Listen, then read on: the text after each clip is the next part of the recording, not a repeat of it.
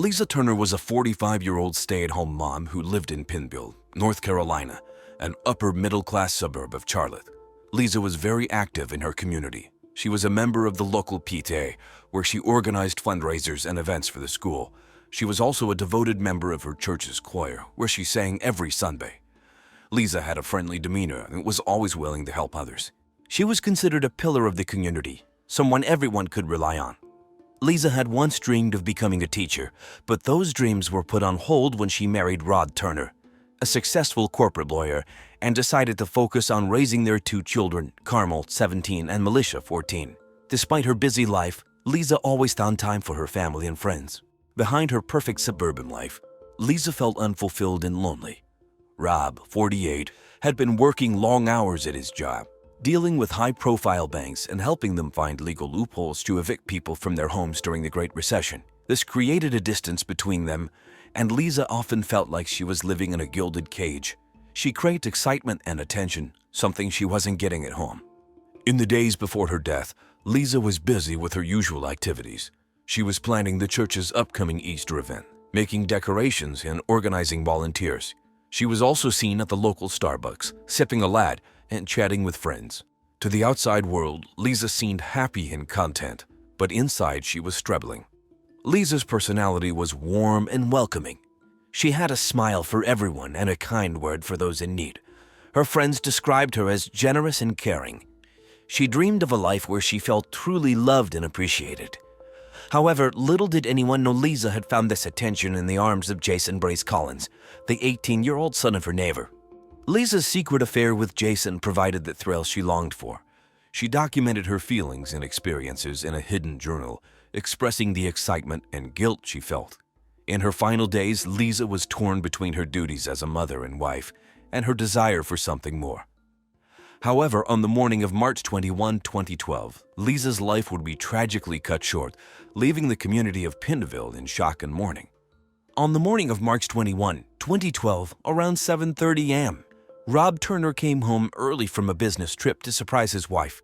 He had been away in New York City for a meeting with a big bank client and took an early flight back to Pineville. Expecting to find Lisa making breakfast for their kids, Rob instead walked into a scene of horror. When Rob entered the kitchen, he found Lisa lying on the floor in a pool of blood. The room was a mess with broken dishes and blood splatters on the walls and floor. Lisa had been shot and stabbed multiple times. Even more shocking, the number 3-04 was carved into her stomach. Rob, in complete shock, dropped his suitcase and rushed to her side, but it was clear she was already gone. Rob immediately called 911. His voice trembled as he told the dispatcher about the scene he had walked into. He kept repeating, she's gone, over and over. The dispatcher tried to keep him calm and instructed him to wait for the police to arrive. Rob stayed by Lisa's side, crying and holding her hand, unable to comprehend what had happened. The first police officer arrived within minutes. Officer Diller, who was on patrol nearby, responded to the call. When she entered the house and saw the scene, she was stunned but quickly took control of the situation. She guided Rob away from the body and secured the area, waiting for the detectives to arrive. Rob Turner was still in shock. He could barely speak as the officers tried to question him about the events leading up to his discovery. He kept saying he couldn't believe this was happening and that Lisa was gone. Lisa's body was taken to the medical examiner's office for an autopsy, while the detectives began their investigation. The news of Lisa's murder quickly spread through Pineville. It was reported on local TV stations like WSOC TV, and neighbors gathered outside the Turner home, trying to understand how such a terrible thing could happen in their quiet community. The Pineville police arrived quickly after Rod Turner's 911 call on March 21, 2012. Officer Natera Miller, who was patrolling nearby, was the first on the scene. She found Rob in a state of shock, holding Lisa's hand. Officer Miller immediately secured the area and called for backup. Detective Tiana Williams and Officer Mark Vidria, both seasoned investigators, arrived soon after. Detective Williams, known for her meticulous nature, surveyed the chaotic crime scene. The kitchen was a mess. Broken dishes and blood were everywhere. Lisa had been shot and then stabbed multiple times. The number 304 was carved into her stomach, a chilling and mysterious detail. Detective Williams and Officer Vidria began their investigation methodically. They photographed the crime scene from every angle, documenting the blood splatters, broken items, and Lisa's body. They used luminol to detect hidden blood traces and collected fingerprints from surfaces like countertops and doorknobs. DNA samples were taken from various objects, hoping to find something that could identify the killer. The brutality of the attack suggested a crime of passion. Detective Williams considered possible motives. The number carved into Lisa's stomach seemed personal, as if the killer wanted to send a message. They found no signs of forced entry, suggesting Lisa knew her attacker. Rob Turner was taken to the police station for further questioning. Still in shock, he struggled to provide coherent answers. Detective Williams knew they needed to tread carefully with him. They asked about his recent business trip, his relationship with Lisa, and if she had any enemies. Rob mentioned his long work hours and their strained marriage, but denied any involvement in her death. The forensic team continued to gather evidence. They found a partially burnt diary in the fireplace, which contained entries too charred to be legible.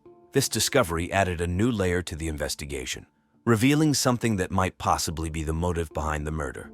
The police also canvassed the neighborhood, interviewing neighbors and searching for witnesses. Some neighbors mentioned hearing loud noises the night before, but didn't think much of it. Others spoke highly of Lisa and her involvement in the community, expressing shock that such a tragedy could occur.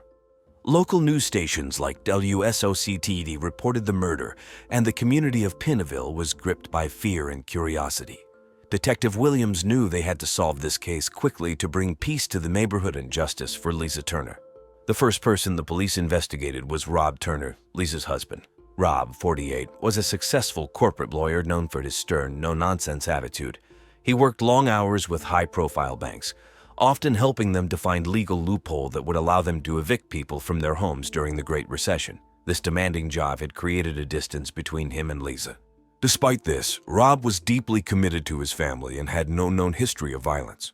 After discovering Lisa's body on the morning of March 21, 2012, Rob was in a state of shock.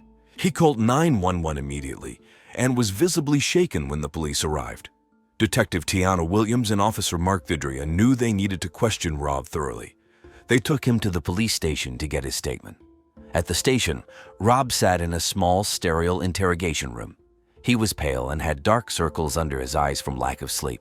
Detective Williams started with basic questions about his trip to New York City, his relationship with Lisa, and our family life. Rob explained that he had been away on a business trip and returned early to surprise Lisa. He described their marriage as strained, but insisted he would never harm her. Rob's responses were cooperative but filled with grief. He repeatedly stated his love for Lisa and his devastation over her death. He admitted that their relationship had been difficult lately due to his long hours at work, but he denied any involvement in her murder. Rob's lawyer, a sharp attorney, sat beside him, ensuring that Rob's rights were protected throughout the interrogation. The police also looked into Rob's alibi. They verified his flight details and confirmed he had indeed been in New York City for a meeting with a major bank. His colleagues and clients backed up his story, providing a solid alibi for the time of the murder. Despite Rob's cooperation and strong alibi, Detective Williams and her team still had to consider him a suspect. The brutality of the crime suggested a personal motive, and as Lisa's husband, Rob was a primary person of interest. However, without any concrete evidence linking him to the scene, the police had to continue their investigation and look into other potential suspects. The next suspect the police investigated was Jason Brace Collins, the 18-year-old son of Lisa's neighbor. Jason had just graduated from high school and was planning to major in engineering. He was well-liked in the community, known for his charm and good looks. However, a secret affair between him and Lisa had recently come to light, adding a new twist to the investigation. Detective Tiana Williams and Officer Mark Vidria called Jason in for questioning. Jason arrived at the police station looking nervous. He sat in the interrogation room, fidgeting with his hands. The detective started by asking him about his relationship with Lisa. Jason admitted to the affair but claimed it was consensual and that he loved her. He said that Lisa had provided him with attention and excitement he couldn't find elsewhere. When asked about his whereabouts on the night of March 20, Jason said he was at home playing video games. He mentioned specific games like Call of Duty, Modern Warfare 3, which was popular at the time. However, his alibi was weak since he was alone and had no one to confirm his story. Jason's behavior during the interrogation was erratic. At times he was calm, But he also showed bursts of anger and frustration. When detectives pressed him about the affair, he became defensive, insisting he would never hurt Lisa.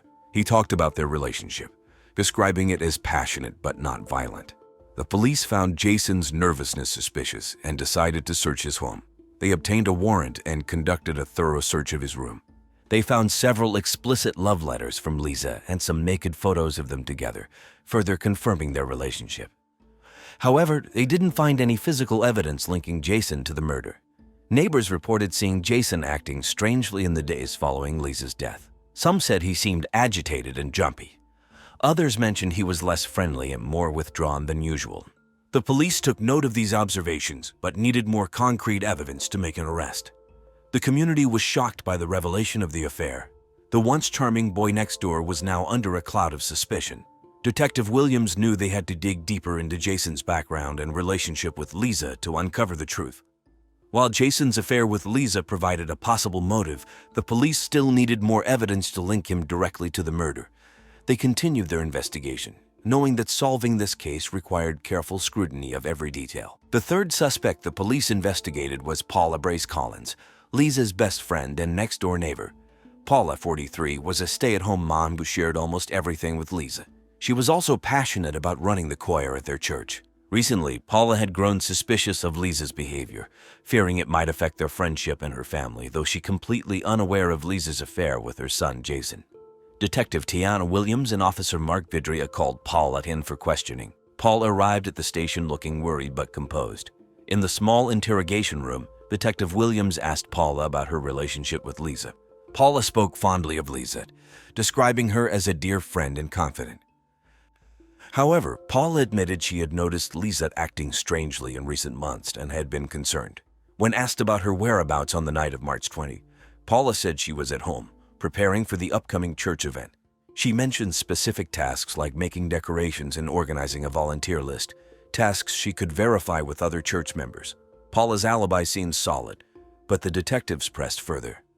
Detective Williams asked Paula if she knew about Lisa's affair with Jason. Paula was shocked and visibly upset. She insisted she had no idea about the affair and that she would have never condoned such behavior. Her reaction appeared genuine, and the detectives noted her distress. The police then asked Paula if she had any reason to harm Lisa. Paula vehemently denied any motive, stating that she loved Lisa like a sister and would never hurt her. She became emotional, tears welling up in her eyes, and continued to deny any involvement in Lisa's death. To corroborate Paula's alibi, the detectives interviewed other members of the church choir. They confirmed that Paula had been working on church preparations that night. Additionally, neighbors reported seeing Paula at home, further supporting her account. Despite Paula's solid alibi, the police still had to consider her a suspect due to her close relationship with both Lisa and Jason. They searched Paula's house for any evidence but found nothing linking her to the murder. The community of Pinneville was shaken as local news stations, including WSOC-TV, Charlotte's local news leader, reported on Paula's questioning, casting suspicion on another pillar of the community. Detective Williams and Officer Vidria continued to investigate, knowing that Paula's strong alibi and lack of evidence made it difficult to link her to the crime. They needed to explore every possible angle to uncover the truth behind Lisa Turner's brutal murder. On the morning of March 25, 2012, a break in the case came with a surprising discovery. It was a sunny day in Pinneville, and Detective Tiana Williams received a call from a local resident named Leah Johnson. Leah was walking her dog in a nearby park when she found a small, leather-bound journal partially buried under a bush. She quickly reported it to the police, thinking it might be connected to the recent murder. Detective Williams and Officer Mark Vidria rushed to the park to retrieve the journal. They carefully placed it in an evidence bag and took it back to the station for examination. The journal turned out to be a photocopy of Lisa Turner's secret diary, but one that was too burnt to be able to read, containing detailed and graphic entries about her affair with Jason Collins. It also included her thoughts and feelings about her marriage and her sense of loneliness. The diary entries revealed that Lisa had been planning to end the affair with Jason. She felt guilty about betraying her family and wanted to focus on repairing her marriage and her church work. In addition, Lisa noted strange changes in Jason's behavior. She described how he thought he was lighted by the angel's light and how he badgered her to have sex with him 12 times a day. The last entry, dated March 19, mentioned her intention to meet Jason to break off the relationship. This new evidence shifted the focus of the investigation. Detective Williams and her team realized that Jason's obsession with Lisa might have driven him to murder her when she tried to end things. The diary also included several entries describing how Lisa seduced Jason by bathing naked in her backyard, which had a direct line of sight to his bedroom. These entries painted a calculated and disturbing picture of their intense and tumultuous relationship.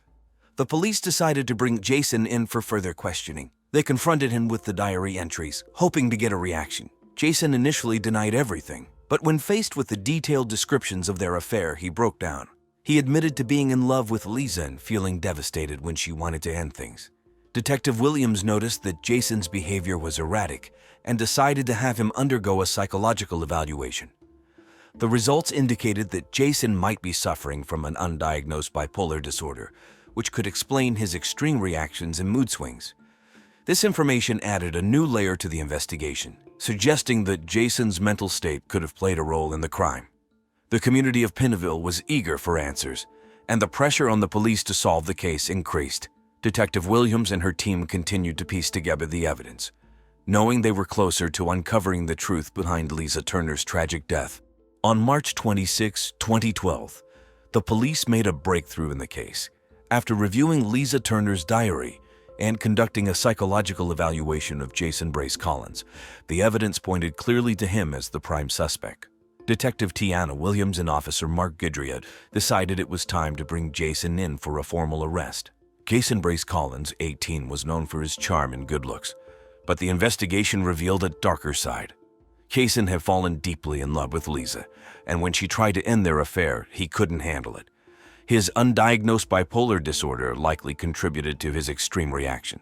Jason had become possessive and obsessed with Lisa, and the thought of losing her drove him to a fit of rage. The murder occurred on the night of March 20. Jason had gone to the Turner house for sex, knowing Rob was away on a business trip. Lisa let him in, intending to end the relationship. An argument ensued, escalating quickly. Jason, overwhelmed by his emotions, shot Lisa and then stabbed her multiple times. The number 304 carved into her stomach was a final twisted act of control. On the morning of March 26, around 10 a.m., the police arrived at the Brace Collins home to arrest Jason. Detective Williams led the team. They knocked on the door, and Paula Brace Collins answered, shocked to see the police. Jason was inside, and when he saw the officers, he tried to run but was quickly apprehended. Jason's reaction to the arrest was a mix of surprise and resignation. He didn't resist but looked defeated, knowing his actions had caught up with him. He was handcuffed and taken to the police station. During the ride, he remained silent, staring blankly ahead. The news of Jason's arrest spread quickly through Penville.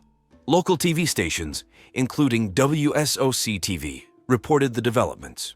The community was in shock, especially those who knew Jason as the charming boy next door. The Turner family, devastated by Lisa's death, expressed relief that the murderer had been caught. They were grateful to the police for their hard work, but still struggled with their loss. At the police station, Jason was booked and charged with first-degree murder. He confessed to the crime during interrogation, detailing how his love for Lisa had turned into an uncontrollable obsession. He admitted that when Lisa tried to break up with him, he snapped and killed her in a fit of rage. Jason's arrest brought some closure to the community, but the pain of losing Lisa Turner lingered. Her family and friends tried to move forward, but the memory of that tragic night remained fresh in their minds. The trial of Jason Brace Collins began on July 15, 2012, at the Mecklenburg County Courthouse. The courtroom was packed with members of the Pineville community, including Lisa Turner's family and friends. The prosecution was led by District Attorney Leah Kastrowitz, a 50-year-old seasoned lawyer known for her tough stance on violent crimes. Leah presented a strong case, detailing how Jason's obsession with Lisa had driven him to commit the murder. Leah Kastrowitz described the brutal nature of the crime, emphasizing the shooting and stabbing, as well as the number 304 carved into Lisa's stomach. She brought in forensic experts to explain the evidence collected at the scene, including DNA and fingerprints linking Jason to the crime. She also presented entries from Lisa's diary, which documented her affair with Jason and her plans to end it. The defense attorney, Richard Blake, was a 45-year-old lawyer known for his calm and methodical approach. He argued that Jason's undiagnosed bipolar disorder played a significant role in his actions, Richard called in medical experts who testified about Jason's mental state, explaining how his condition could have led to a loss of control. He also highlighted Jason's young age and lack of prior criminal records, suggesting that he deserved leniency.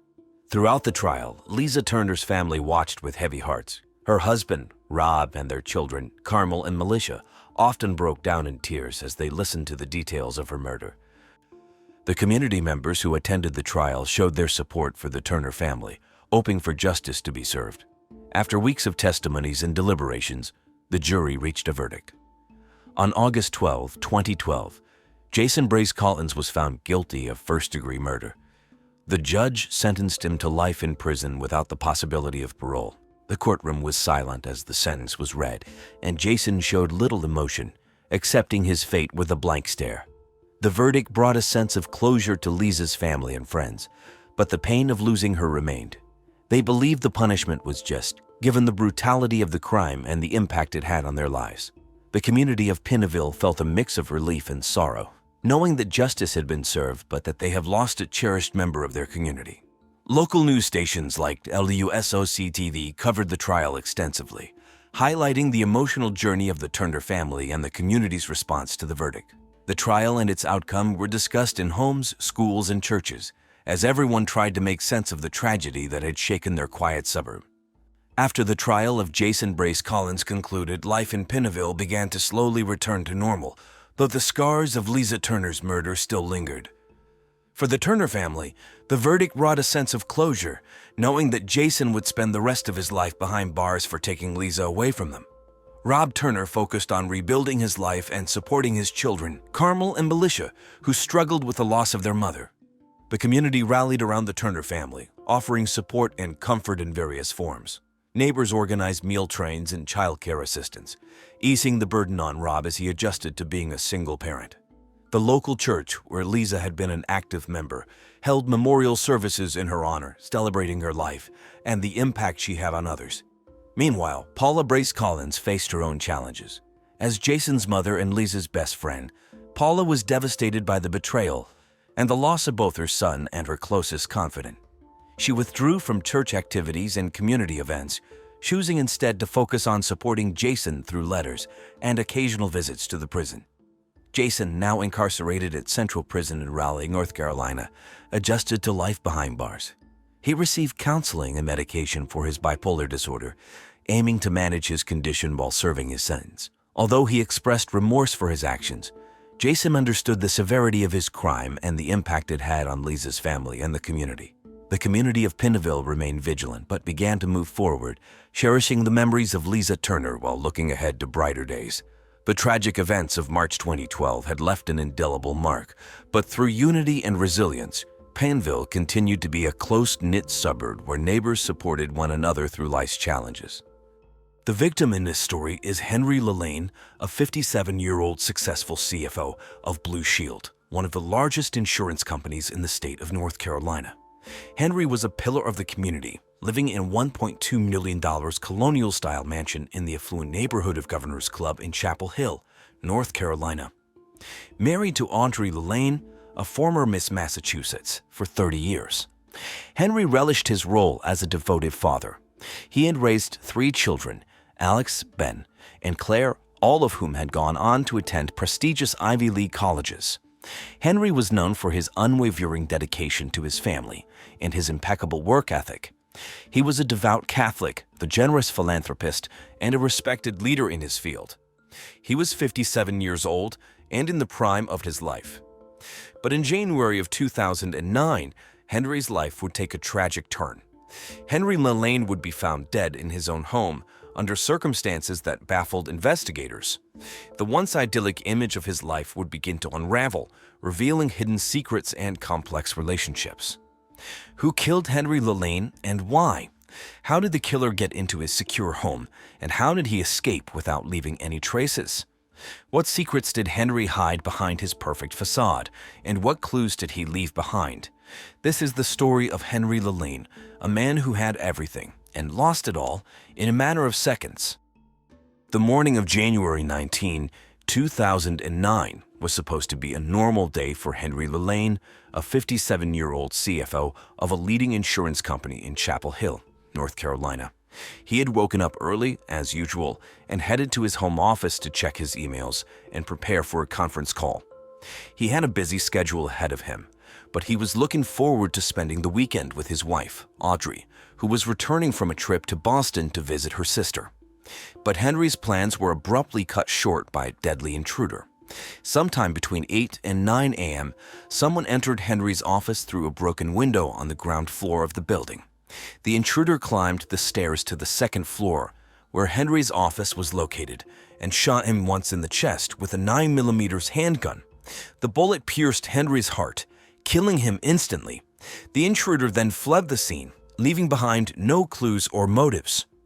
Henry's body was discovered by Audrey, who arrived home around 9:30 a.m. She had taken a taxi from the airport, as Henry had told her he would be busy and couldn't pick her up. She entered the house through the front door, using her spare key, and called out for Henry. When she got no answer, she went upstairs to his office, thinking he might be on the phone. She opened the door and saw him slumped in his chair, blood staining his shirt. His computer was still on, showing a Word document with some financial figures. She screamed and called 911. The police would arrive within minutes and cordoned off the crime scene, baffled by the motiveless murder of Henry Lan. Who would want to kill such a successful and beloved person? Was it a random act of violence or a carefully planned assassination? And how did the killer manage to escape without being seen or heard? These were the questions that haunted everyone as they tried to unravel the mystery of Henry's death. As the news of Henry Lan's death spread, the Chapel Hill community was stunned and saddened. Henry was a respected and successful CFO of a major insurance company, as well as a loving husband and father of 3. He had no known enemies or troubles, and his life seemed perfect. Who would want to kill him, and why? The police, led by Detective George Drankles, were determined to find out. They arrived at Henry's house shortly after his wife, Audrey, called 911. She'd found him dead in his home office, shot in the chest, with his computer still on. She had just returned from a trip to Boston, where she had visited her sister. She told the police that Henry had stayed behind to work and that they had spoken on the phone the night before. She said he sounded normal and happy and that he had no plans to meet anyone that morning. The police searched the house and the office, looking for clues. They found no signs of forced entry, except for a broken window on the ground floor near the back door. The window was covered by a curtain, and the police speculated that the killer had used it to enter and exit the building. However, nothing was missing or disturbed. Henry's wallet, laptop, cell phone, and other valuables were all in place. The police also found no fingerprints, DNA, or other traces of the killer. The only piece of evidence they had was the bullet that had killed Henry. It was a 9mm round fired from a handgun. The police ran a ballistics test, hoping to match it to a registered weapon, but the results came back negative. The gun was either unregistered or had been modified to avoid detection. The police interviewed Henry's coworkers, neighbors, friends, and family, hoping to find a motive or a suspect. They learned that Henry was a hard-working and honest businessman who had worked for the same insurance company for over 20 years. He had risen through the ranks to become the CFO, earning a 6-figure salary and a reputation for integrity. He had no conflicts or disputes with anyone at work, as far as anyone knew. He was also a devoted family man who had raised 3 children with Audrey, his wife of 30 years. All of his children had graduated from Ivy League colleges and were pursuing their own careers. Henry had a close relationship with all of them and was proud of their achievements. He also had a large circle of friends who described him as generous, kind, and fun-loving. He had no vices or secrets as far as anyone knew. He was a model citizen who had everything to live for. The police were baffled by the seemingly motiveless murder of Henry Lan. They had no leads, no suspects, no witnesses. Just a dead body, a bullet, and a broken window. They had a mystery that defied explanation and a case that would haunt them until it was solved. As the police searched for clues and motives in the murder of Henry Lan, they turned their attention to his wife, Audrey Lan. Audrey, a 52-year-old homemaker and mother of 3, had been married to Henry for 30 years. Audrey had supported Henry's career while raising their 3 children who had all followed in their father's footsteps and attended Ivy League colleges. Audrey and Henry seemed to have a happy and stable marriage with no signs of trouble or infidelity. Audrey had an alibi for the morning of the murder. She had been in Boston visiting her sister, who had recently undergone surgery for cancer. She had flown back to Chapel Hill on the same day, taking a taxi from the airport to her house. She had found Henry's body in his home office and had immediately called 911. She had been hysterical and inconsolable, according to the first responders. She had cooperated with the police and had given them access to her phone, laptop, and bank accounts. She had nothing to hide, she had said. But the police had a nagging suspicion that Audrey was not telling the whole truth. They had learned that Henry had a life insurance policy worth $1 million and that Audrey was the sole beneficiary. They had also discovered that Audrey had secretly taken out a second mortgage on their house without Henry's knowledge. She had accumulated a large debt due to her addiction to online gambling. She had been playing poker and slots on various websites, such as PokerStars and Full Tilt Poker, using fake names and credit cards. She had lost thousands of dollars and had been unable to pay back her loans. She had been desperate for money, a way out of her financial troubles. The police confronted Audrey with their findings and asked her to take a polygraph test. Audrey agreed, but failed the test miserably. She had lied about her gambling problem and her debt. Audrey Lan, the seemingly devoted wife and mother, had turned out to be a troubled addict. She had shocked and devastated her family, friends, and community. She can become the prime suspect in the case of Henry Lan's murder. The police were puzzled by the murder of Henry Lan, a successful and respected CFO of a large insurance company in Chapel Hill, North Carolina. They had only a dead body, a bullet, a broken window, and a mystery that seemed unsolvable. But then a breakthrough.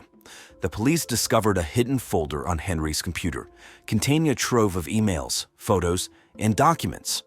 The folder revealed a shocking secret. Henry had another wife, whom he had married 10 years ago and whom he had kept hidden from his first wife, Audrey. The other wife was Jill Miller Leanne, a 51-year-old manager of a kindergarten in Raleigh, a city about 30 miles away from Chapel Hill. The police tracked down Jill and confronted her with their findings. Jill was shocked and devastated, not only by Henry's death, but also by his deception. She had no idea that he had another wife and family, who he had never mentioned to her. She had believed that he was divorced and that she was his only wife. She had trusted him and loved him and had no reason to doubt him. She had no involvement in his murder, she swore. According to Jill, she had met Henry online on a dating website called Harmony, where they had both lied about their marital status. They had fallen in love and had eloped in Las Vegas. Without telling anyone, they had rented an apartment in Raleigh where they had lived together on weekends, while Henry worked in Chapel Hill during the week. Jill had 2 children from a previous marriage, whom Henry had treated as his own. He had paid for their education, their hobbies, and their vacations. He had been a loving husband and a caring stepfather, according to Jill. The police interrogated Jill and searched her apartment. They found no evidence of foul play or any connection to the killer. They also verified her alibi for the morning of the murder. She had been at work at the kindergarten, where she had several witnesses. She had a clean record and no criminal history. She had no motive or means to kill Henry. Jill Miller Leanne, the second wife of Henry Lan, had turned out to be an innocent victim of his lies. She had been duped and betrayed by the man she loved, who had led a double life. She had shocked and confused the investigators, who had to look elsewhere for answers. She had added a new twist to the case of Henry Lan's murder. As the investigation into Henry Lan's murder continued, the police uncovered another shocking revelation. Henry had a third wife, Tonya Sanchez, a 22-year-old nursing student at the University of North Carolina. Tonya and Henry had met at a Starbucks near the campus in September 2008 and had a whirlwind romance. Henry proposed to Tonya in December, and they eloped to Las Vegas on New Year's Eve. Tonya was blissfully unaware of Henry's other marriages and believed she was his one and only love. According to her, she had lived in a small apartment, while Henry had visited her sporadically, telling her he was busy with work. Tonya had believed that Henry was divorced and that she was his only wife. She had also believed that he was wealthy and that she would inherit his fortune. The police interrogated Tonya at the Chapel Hill Police Department. They asked her about her relationship with Henry, her whereabouts on the day of the murder, and her knowledge of Henry's finances. Tonya was visibly shaken and emotional during the questioning. She insisted that she loved Henry and had nothing to do with his death. She said she had been at school, attending a biology class, where she had several witnesses. She said she had no clue about Henry's other wives or his money. She said she was shocked and devastated by the news. The police checked Tonya's alibi and found it to be true. They also searched her apartment and found no evidence of any involvement in the murder. They could not find any connection between Tonya and the killer. Tonya was released from custody, but remained under suspicion. The police wondered if Tonya was telling the truth or if she was a clever liar who had orchestrated a perfect crime. The case of Henry Lan's murder took a surprising twist when the police uncovered a shocking secret on Tonya Sanchez's phone. Tonya, a 22-year-old student at the University of North Carolina, was Henry's third and youngest wife. She had eloped with him to Las Vegas on New Year's Eve, unaware of his other marriages. But Tonya was not the faithful spouse she claimed to be. She was cheating on Henry with another man. The police found a series of sexually explicit text messages between Tonya and a lover. The lover was Danny Volton, a 23-year-old college student and Tonya's classmate. The messages revealed that Tonya and Danny had been having a passionate affair since November 2008 when they met at a local gym. The messages also showed that Tonya and Danny had a plan to get rid of Henry and run away with his money. One of the messages, dated January 15, 2009, read, "Babe, I can't wait to be with you. Just a few more days and we'll be free. Henry is leaving for a business trip tomorrow. He'll be gone for a week. This is our chance. We have to do it now." Another message, dated January 16, 2009, read, "I love you, Tonya. I'm ready to do this. I have a gun. I'll be at your place tonight. We'll make it look like a robbery. No one will suspect us. Trust me, baby. We'll be rich and happy." The police were stunned by this discovery. They realized that Tonya and Danny were the prime suspects in Henry's murder. They had conspired to kill him and make it look like a break-in. They had hoped to cash in on his life insurance policy and his estate, and had underestimated the police's ability to trace their phone records and expose their plot. The case of Henry Lan's murder was about to take a dramatic turn. The police had uncovered a shocking secret on Tonya Sanchez's phone. She was having an affair with another man, and they had planned to kill Henry for his money. But who was this man, and how did he execute the murder? The police traced the phone number of Tonya's lover and identified him as Danny Volton, a 23-year-old UNC student.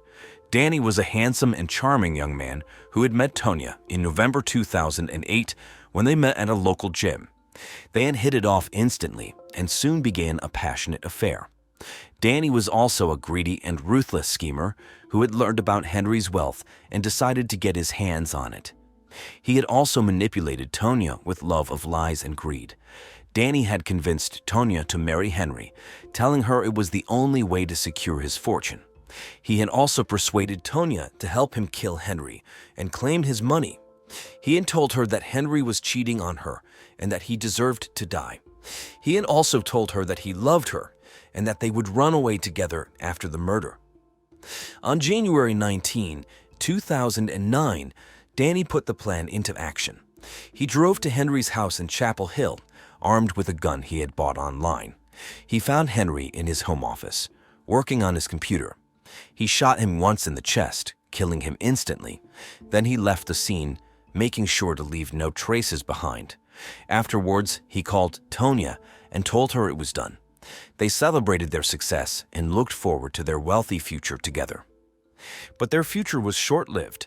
The police traced Danny's phone and found him at his dorm room. They arrested him and searched his room. They found the 9mm handgun that had killed Henry, hidden under his bed. They also found a plane ticket to Colombia, booked for the next day. Danny had planned to escape with Tonya after killing Henry, but his plan had failed and he had been caught. The police had solved the case of Henry Lan's murder, but the victim's family was left with a bitter taste. They had learned that Henry had betrayed them with his bigamy, and that he had been killed by his greedy and unfaithful wife and her lover. They felt a mix of relief and anguish as they tried to cope with the loss of their father and husband. The case of Henry Lan's murder reached its climax in the courtroom. The prosecution, led by District Attorney Isabel Meters, a seasoned and respected lawyer, built a strong case against Danny Volton, the 23-year-old UNC student who had killed Henry for his money.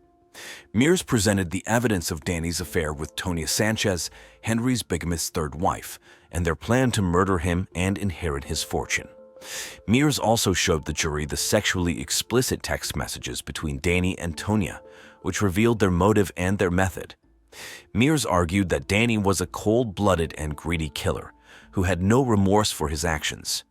The defense, represented by Stephen McPherson, a renowned and aggressive attorney, tried to cast doubt on the prosecution's case. McPherson challenged the validity of the phone records, claiming they could have been tampered with. McPherson also suggested that Tonya was the real mastermind behind the murder and that Danny was a knave and manipulated lover who had been coerced into killing Henry. McPherson appealed to the jury's sympathy, portraying Danny as a young and impressionable man who had made a terrible mistake. The trial lasted for 2 weeks and was closely followed by the public. The victim's family attended every day of the trial, hoping for justice. They had to endure the painful details of Henry's death and the shocking revelations of his bigamy. They also had to face the accused killer, who showed no signs of remorse or guilt. The jury deliberated for 3 hours and returned with a verdict of guilty. Danny Volton was convicted of first-degree murder and sentenced to life in prison without the possibility of parole. The judge said that Danny had committed a heinous and premeditated crime and that he deserved the maximum penalty. The victim's family felt a sense of relief and closure as they saw Danny being escorted out of the courtroom. They also felt a mix of anguish and confusion as they tried to make sense of Henry's life and death.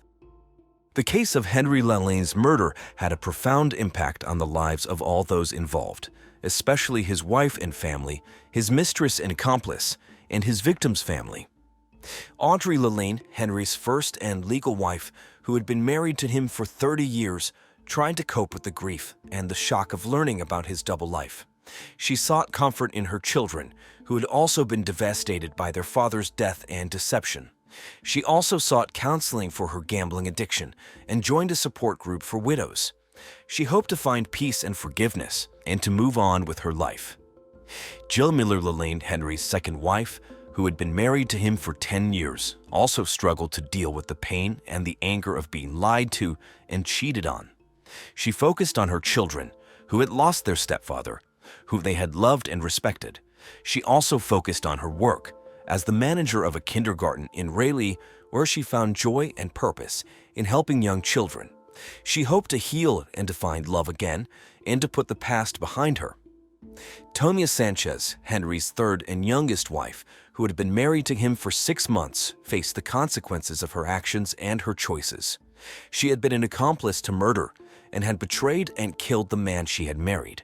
She had also been betrayed and used by her lover, Danny Volton, who had manipulated her into helping to kill Henry. She returned to her home country of Colombia without a degree from UNC. She had only regret and remorse, and the knowledge that she had wasted her life. The community, which had been shocked and saddened by the murder, tried to recover and to learn from the tragedy. They realized that appearances can be deceiving and that people can have dark and hidden sides. They also realized that greed and lust can lead to violence and death. They hoped to find wisdom and compassion and to prevent such crimes from happening again. And so ends another chapter in the true crime case files. The chilling case of Henry Lan's murder serves as a reminder of the darkness that can lurk beneath the surface of seemingly idyllic lives. Join us next time as we delve into another perplexing criminal mystery. Martha Umbrell was a 46-year-old woman who lived in Franklin, Tennessee. She worked as a librarian at the local high school, Franklin High. Martha was well loved by students and teachers. She always had a warm smile and loved helping students find books that they would enjoy. Martha was passionate about reading and wanted everyone to love books as much as she did. Martha also enjoyed gardening. On weekends, she spent hours tending to her flower beds. Her garden was full of colorful flowers that brightened up her home. Besides books and gardening, Martha's greatest love was her family. She had 3 children, 17-year-old Jace, and 8-year-old twins named Cricket and Boost.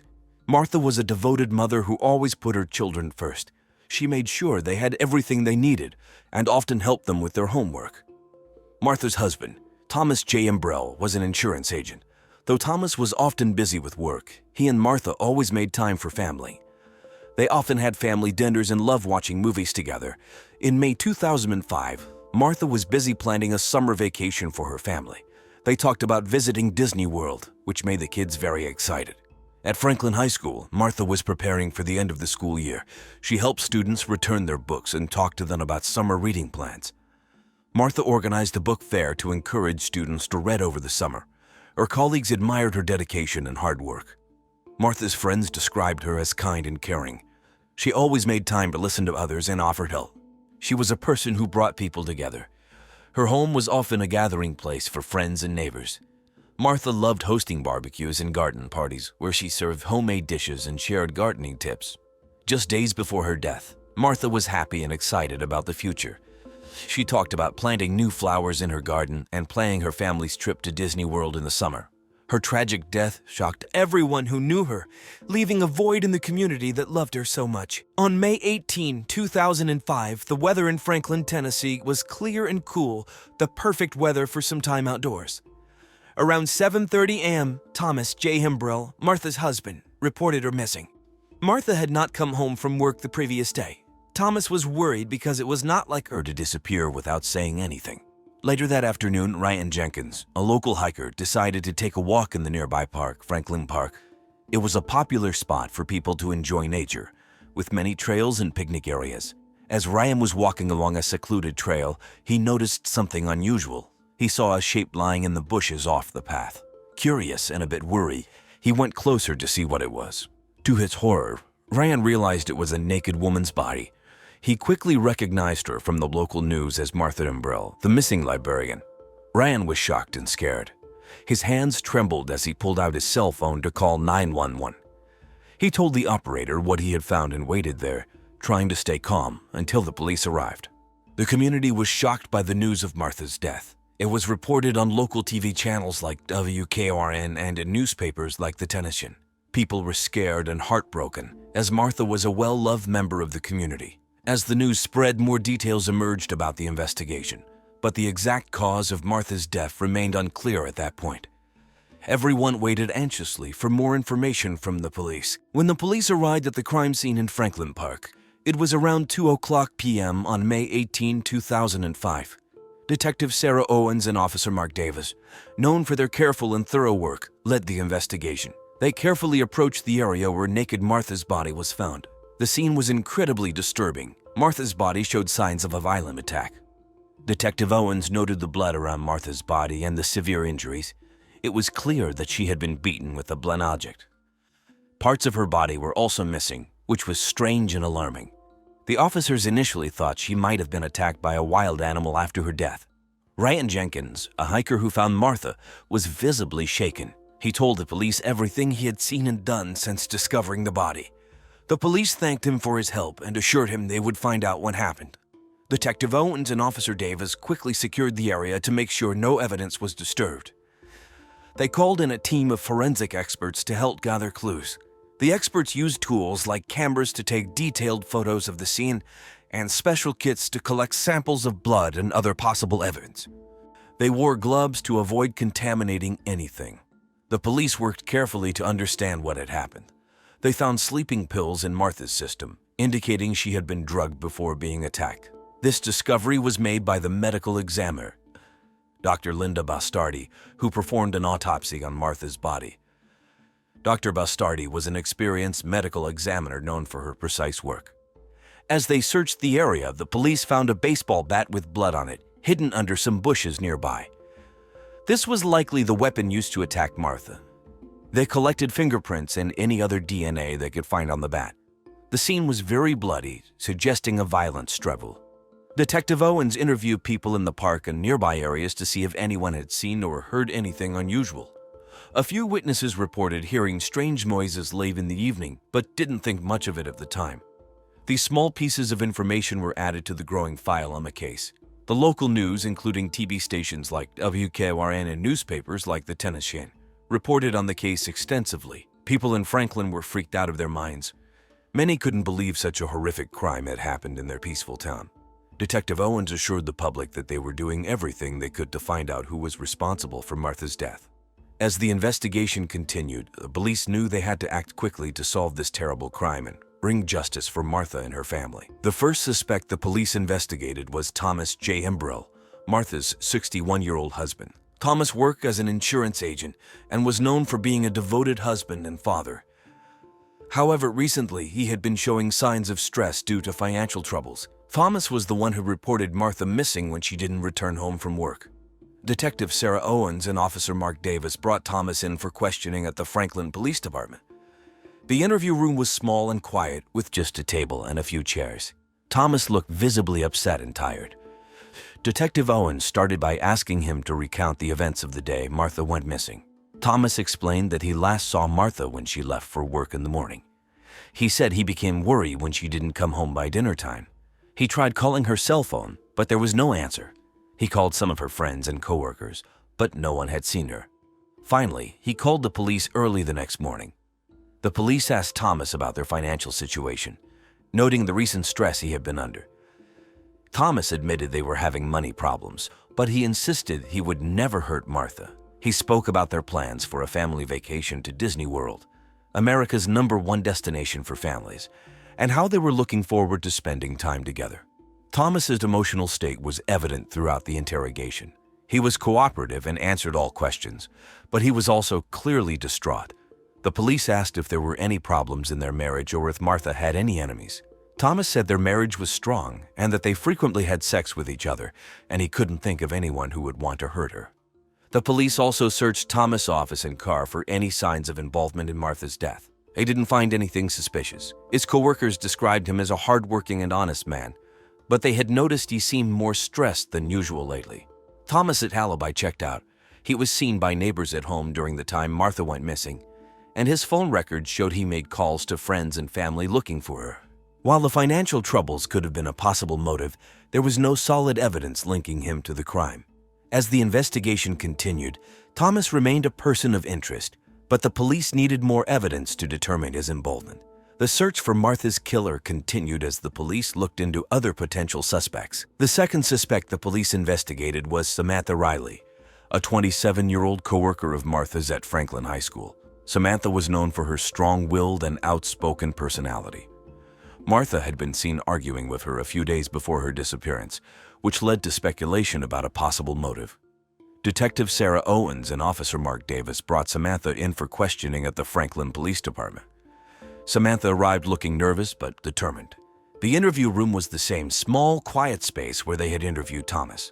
Detective Owens began by asking Samantha about her relationship with Martha. Samantha explained that she and Martha had worked together in the school library for several years. They usually got along well enough, but recently things had gotten tense. Samantha claimed that Martha had started to sexually harass her, making lewd comments and touching her inappropriately, and that she was scared she might lose her job as she reported it. She insisted that their argument was about this harassment. When asked where she was on the day Martha went missing, Samantha said she had gone home after work and stayed there. She lived alone in a small apartment nearby. The police checked her alibi, but of course, no one could confirm that she was home that evening. Detective Owens asked Samantha if she had any involvement in Martha's death. Samantha became defensive and emotional, firmly denying any wrongdoing. She said she was upset about the harassment but would never harm Martha. Samantha's reaction was a mix of anger and fear. She felt like she was being unfairly accused because of the harassment she experienced. The police also searched Samantha's apartment for any signs of involvement in a crime. They found no evidence linking her to Martha's death. However, they did find notes from the school about the harassment complaint, which supported Samantha's story about their argument. Samantha's coworkers were interviewed as well. Some mentioned that she and Martha, known for her earthy sense of humor, had been make more off-color comments more frequently, but none believed Samantha was capable of such violence. They described her as a passionate but kind person who often stood up for herself and others.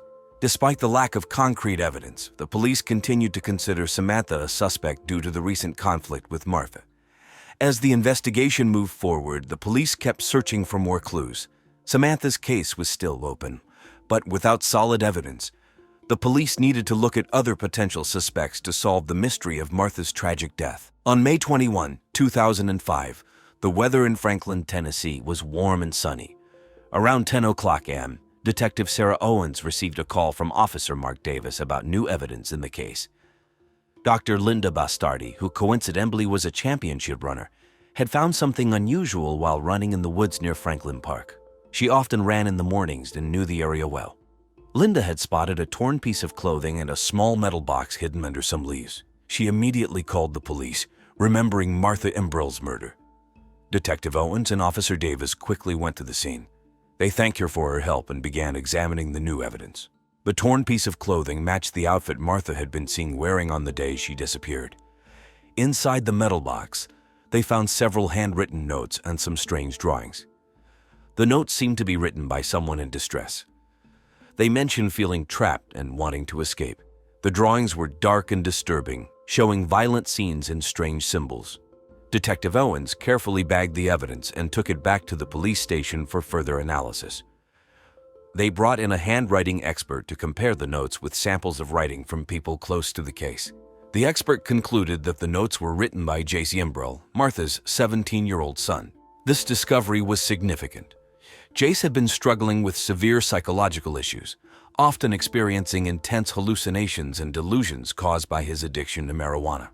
Martha had discovered his obsession with cannibalism and had been trying to get Jace the help he desperately needed, but had faced resistance from insurance companies and healthcare providers.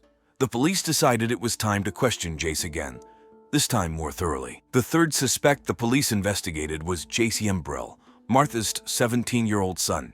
Jace was a high school student at Franklin High School where his mother worked. His behavior had recently become more erratic, and his family knew he often experienced intense hallucinations and delusions, worsened by his constant pot smoking. Detective Sarah Owens and Officer Mark Davis brought Jace in for questioning at the Franklin Police Department. The interview room was the same small, quiet space used before. Jace appeared anxious and confused, fidgeting in his chair. Detective Owens started by asking Jace about his relationship with his mother. Jace described Martha as a loving and caring mother who always tried to help him. He said she was the only person who understood him and was always there for him.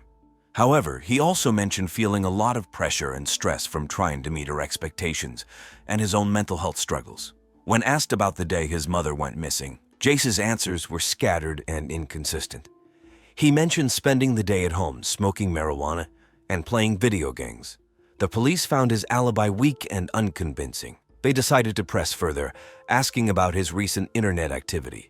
Jace admitted to being part of an online community that discussed cannibalism and other dark topics. He said he was drawn to these discussions because they made him feel understood and provided a sense of belonging. Jace's behavior during the interrogation was erratic. At times, he seemed calm and detached. Other times, he was visibly agitated and upset. The police also searched Jace's room for more evidence. They found disturbing drawings and notes similar to those discovered earlier. These drawings showed violent scenes and strange symbols. The notes revealed Jace's deep psychological distress and fascination with cannibalism. Among his belongings, they also found a blood-stained baseball bat, which matched the weapon used in Martha's murder. Detective Owens asked Jace directly about his involvement in his mother's death. Jace initially denied any involvement but then made an unforgettable statement. "My mom tasted like Lunchables." This shocking statement confirmed the police's worst fears. Jace had not only killed his mother, but had also cannibalized her body, believing it would give him her strength and wisdom. With this confession, the police had enough evidence to charge Jace with the murder of his mother, Martha Imbrell. The investigation now turned towards ensuring justice was served for Martha and her grieving family. On May 23, 2005, the weather in Franklin, Tennessee was overcast with a light drizzle. But police were now certain that Jace Imbrell, Martha's 17-year-old son, was responsible for her murder. Jace's confession, combined with the evidence found in his room, painted a clear picture of what had happened. Jace believed that consuming his mother's flesh would give him her strength and wisdom. This delusion stemmed from his marijuana-induced psychosis and was fueled by an online community that glorified cannibalism. Detective Sarah Owens and Officer Mark Davis decided to arrest Jace. They arrived at the Imbrell home around 11 o'clock a.m. Jace was in his room, listening to Eminem and playing Grand Theft Auto. When the police knocked on his door, Jace seemed dazed and confused. Detective Owens informed him that he was under arrest for the murder of his mother, Martha Imbrell. Jace did not resist the arrest. He was calm but appeared to be in a state of shock.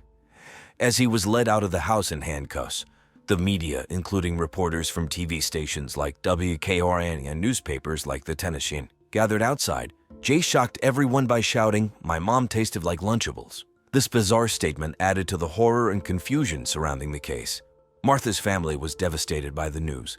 Her husband, Thomas Imbrell, was heartbroken and in disbelief that their son could commit such a heinous act. The community of Franklin, known for its peaceful atmosphere, was deeply shaken. Friends and neighbors struggled to comprehend the tragedy. With Jace in custody, the police continued to gather evidence to ensure a strong case for the upcoming trial. They reviewed his internet history, which revealed extensive interactions with the online cannibalism community. They also found more disturbing drawings and notes that provided insight into Jace's troubled mind. As news of Jace's arrest spread, the local community was filled with a mix of relief and sorrow. People were relieved that the murderer had been caught, but the fact that it was Martha's own son made the situation even more tragic. Detective Owens and Officer Davis worked tirelessly to prepare for the trial. They wanted to ensure that justice was served for Martha and her family. The evidence against Jace was overwhelming, and the police were confident that the trial would result in a conviction. The trial of Jace Imbrell began on September 12, 2005, in Franklin, Tennessee. The courtroom was filled with reporters from TV stations and newspapers. The community was eager for justice for Martha Imbrell. The prosecutor, Alan Matthews, was a 45-year-old attorney known for his sharp mind and dedication to justice. He presented the case against Jace, detailing the gruesome evidence and Jace's confession. Matthews argued that Jace, influenced by his severe mental illness and the online cannibalism community, had brutally murdered his mother.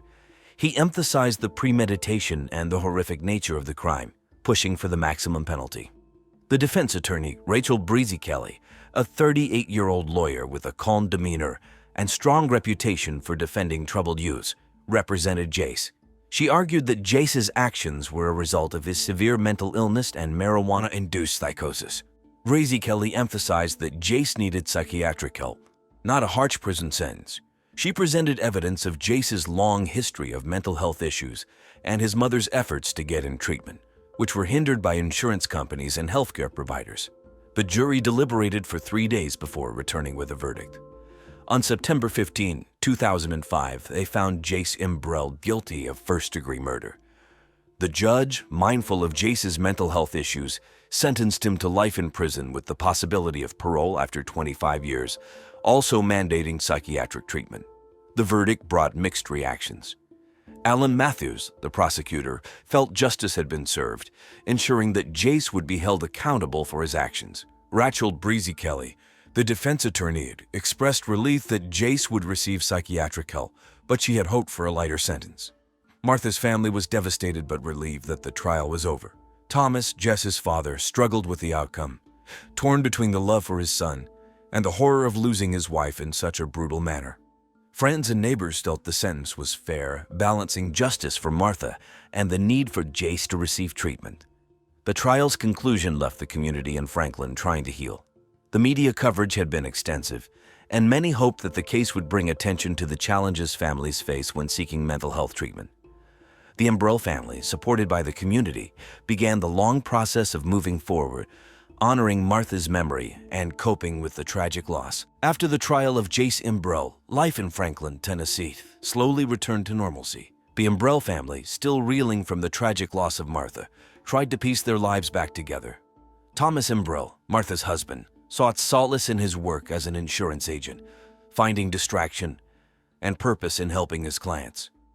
Jace Brill, now serving his sentence at Riverbend Maximum Security Institution, received psychiatric treatment as part of his rehabilitation.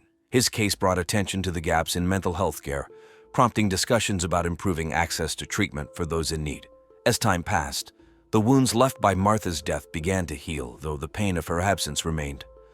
The family found solace in memories of happier times, cherishing the moments they had shared together. Thomas focused on providing a stable and loving home for their surviving children, Cricket and Boost, who struggled to understand the loss of their mother. In the years following Martha's death, the Umbrell family found moments of peace and healing amidst the pain. They honored Martha's memory through acts of kindness and service, keeping her spirit alive in their hearts.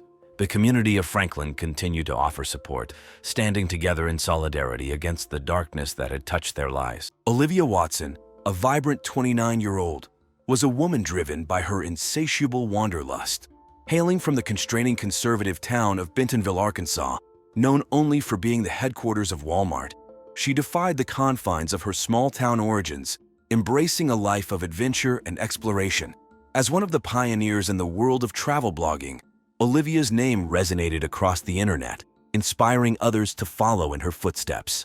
Despite her humble beginnings, Olivia possessed an indomitable spirit and an unwavering love for the unknown. Her passion for travel was matched only by her deep-rooted compassion for others. Whether it was lending a helping hand to a fellow traveler or championing a charitable cause, Olivia's altruism knew no bounds. In the summer of 2004, Olivia's star was on the rise. She was on the cusp of literary success, with her debut novel, The Hungry Ghosts, poised to captivate readers worldwide. The book, a poignant tale blending Chinese folklore with the story of the disintegration of famous video game characters Pac-Man and Mrs. Pac-Man's marriage, had garnered the attention of literary critics and even caught the eye of Oprah Winfrey herself, who was rumored to be considering it for her esteemed book club. As the sun-drenched days of July enveloped Turks and Caicos, Olivia found solace in the island's pristine beaches and azure waters. She reveled in the vibrant culture and soaked up the local flavors, immersing herself in the tapestry of this idyllic paradise. Little did she know that her time in this tropical haven would be tragically cut short. The tranquility of the turquoise waters surrounding the idyllic Turks and Caicos Islands was shattered on a sweltering afternoon in July 2004. Patty Brecht, a tourist from West Islip, New York, was innocently strolling along the pristine beach when she stumbled upon a horrifying sight. Half buried in the sand, she discovered the severed head of Olivia Watson, a vibrant 29-year-old travel blogger from Bentonville, Arkansas, whose love for adventure and exploration had brought her to this tropical paradise. News of the discovery spread like wildfire, sending shockwaves far beyond the tight-knit community of the travel blogging world. As the investigation unfolded, authorities would scour the crime scene for any clues that could shed light on Olivia's untimely demise. The turquoise waters, once a symbol of serenity, now held a dark secret.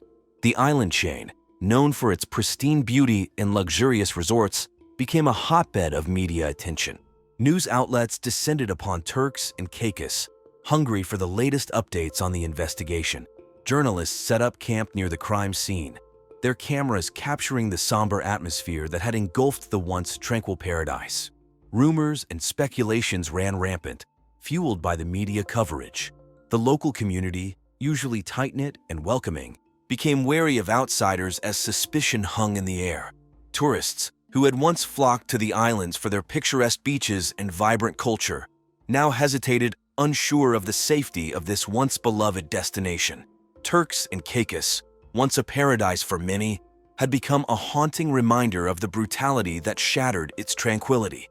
The turquoise waters, once a symbol of beauty, now held a dark secret that refused to be forgotten.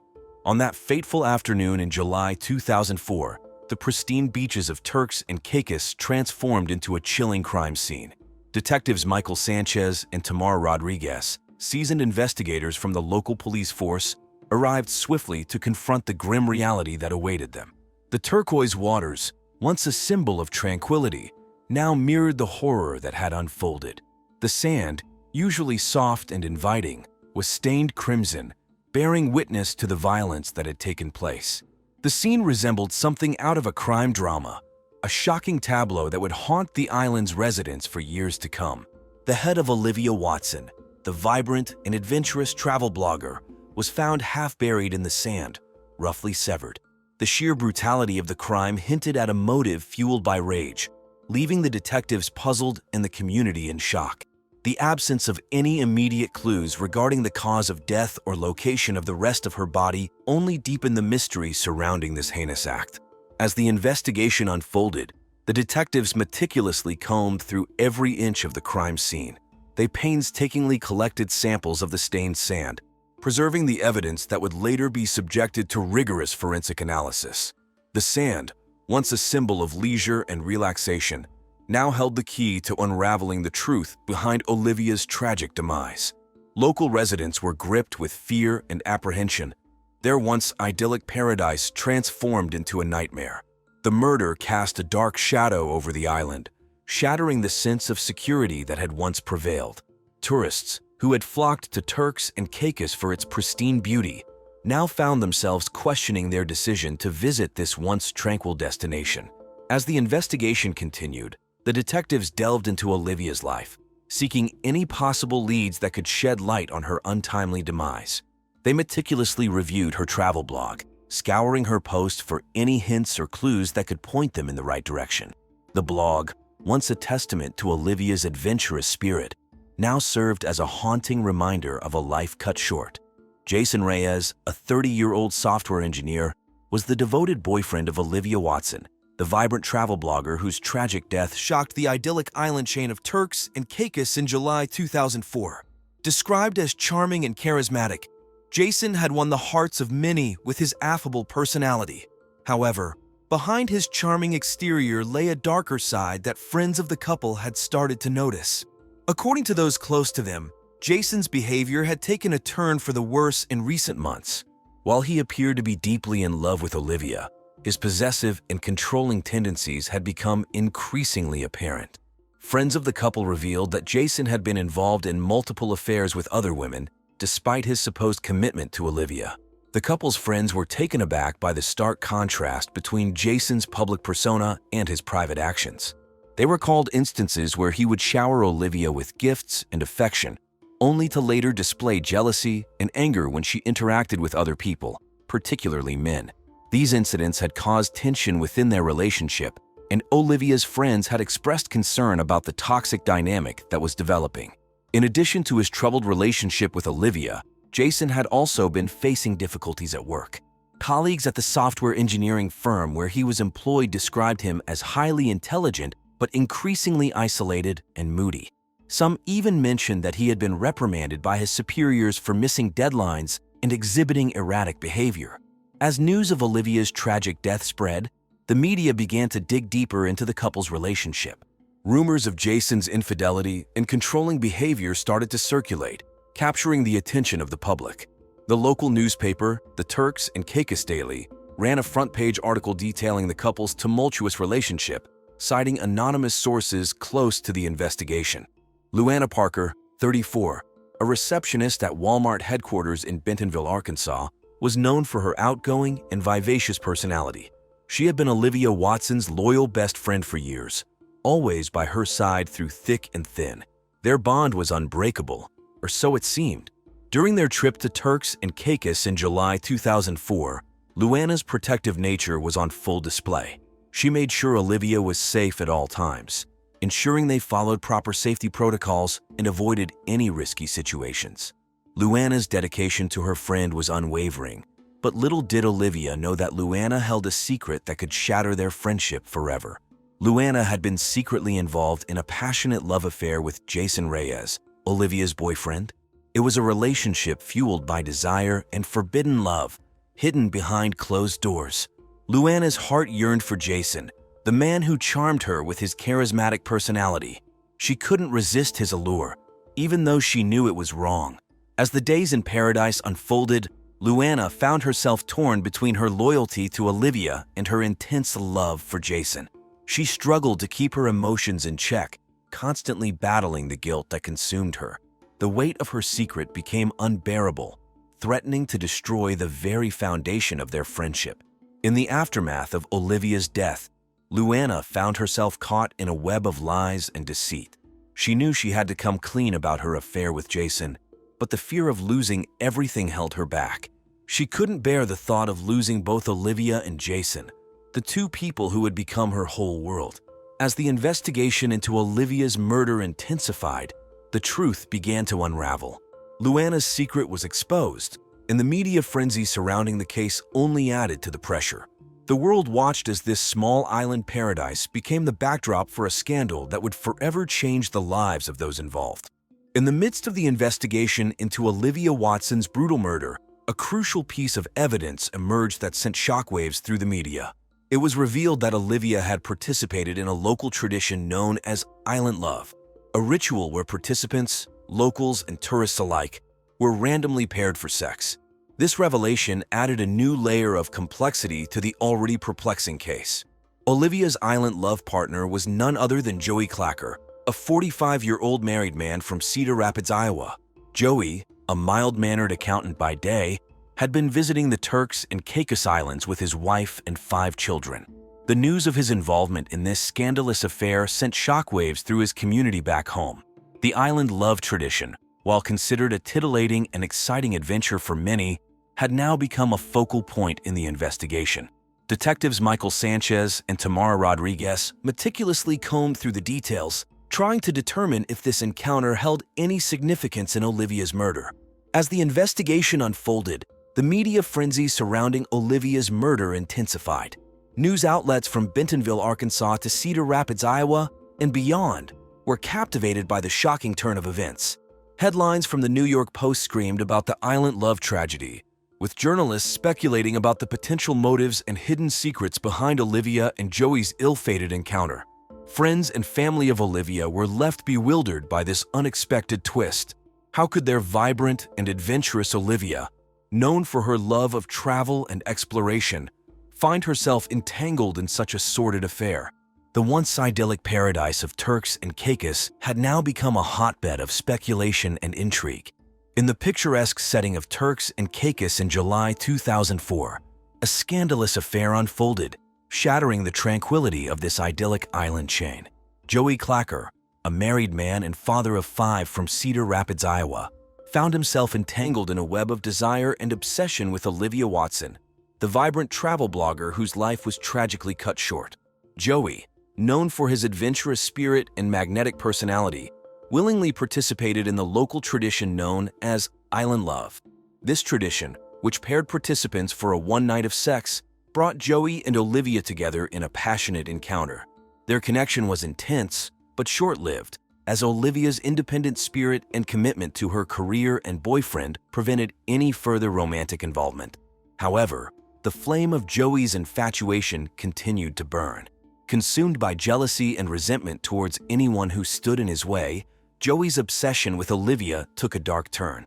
Friends close to the couple revealed that Joey's feelings for Olivia grew into an unhealthy fixation, leading him down a dangerous path. The facade of friendship between Joey and Olivia crumbled as his true intentions were exposed. Friends and acquaintances were shocked to discover that Joey, a seemingly devoted family man, harbored a secret desire to win Olivia back. His actions became increasingly erratic as he desperately sought to rekindle their connection. As authorities delved deeper into the investigation surrounding Olivia's murder, they discovered the extent of Joey's obsession. The evidence pointed to a motive driven by jealousy and a desperate desire to possess Olivia, even if it meant resorting to violence. The shocking murder case that unfolded on the idyllic island chain of Turks and Caicos in July 2004 took a startling turn. As the investigation progressed, a web of love, lies, and betrayal begins to unravel, revealing a sinister plot that ended in the tragic death of Olivia Watson, a vibrant travel blogger. New evidence emerged, shedding light on the motive behind Olivia's brutal murder. It was none other than Leanne Parker, Olivia's seemingly loyal best friend, who masterminded the heinous crime. Leanne's jealousy and resentment towards Olivia's relationship with Jason Reyes, Olivia's devoted boyfriend and Leanne's lover, drove her to take drastic measures to eliminate her perceived rival. Driven by envy and insecurity, Leanne hatched a plan to ensure Jason's unwavering devotion to her and to remove any threat to their relationship. The revelation of Olivia's participation in the local tradition of island love, where participants were randomly paired for a sex, became the catalyst for Leanne's sinister plot. Jason, upon discovering Olivia's involvement in island love, was consumed by a mix of emotions. His love for Olivia and his anger at being betrayed pushed him to join Leanne in the murder plot. Together, they cornered Olivia on a secluded beach, wielding coconuts as their deadly weapons, and beat her to death and that dismembering her body afterwards, leaving her body to the waves but keeping her head in the sand. The investigation has uncovered a series of events that paint a chilling picture of the days leading up to the murder. Friends of the couple revealed that Jason, known for his charming and charismatic personality, had a darker side. He became increasingly possessive and controlling in his relationship with Olivia, despite engaging in multiple affairs with other women. Despite their arrest, the tranquility of Turks and Caicos has been forever shattered, and the repercussions of this crime will be felt for years to come. The trial that unfolded in the wake of Olivia Watson's brutal murder in Turks and Caicos in July 2004 was a harrowing ordeal for her grieving family and the tight-knit island community.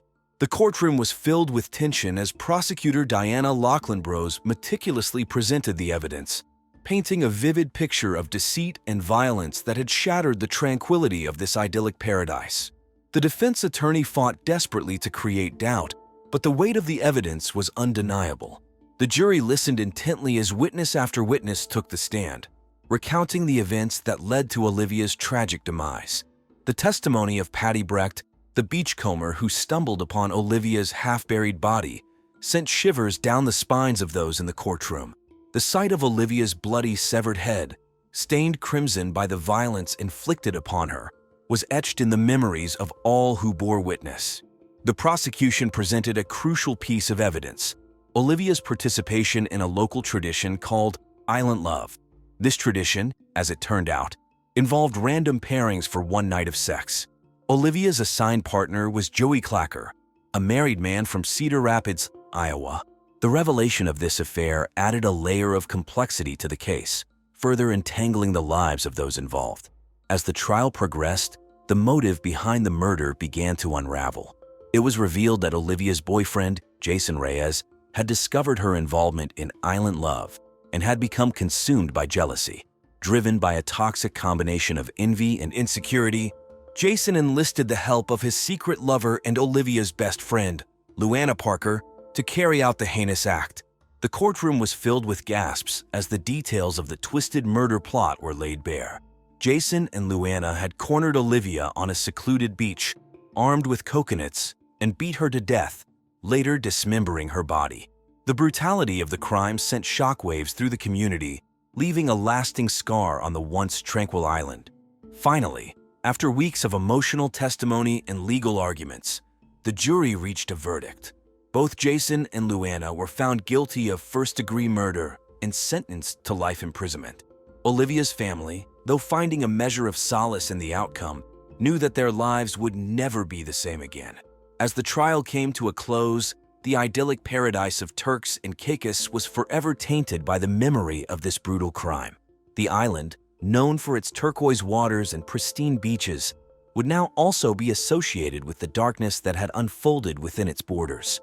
In the aftermath of the brutal murder that shook the idyllic island paradise of Turks and Caicos in July of 2004, the community slowly began the process of healing.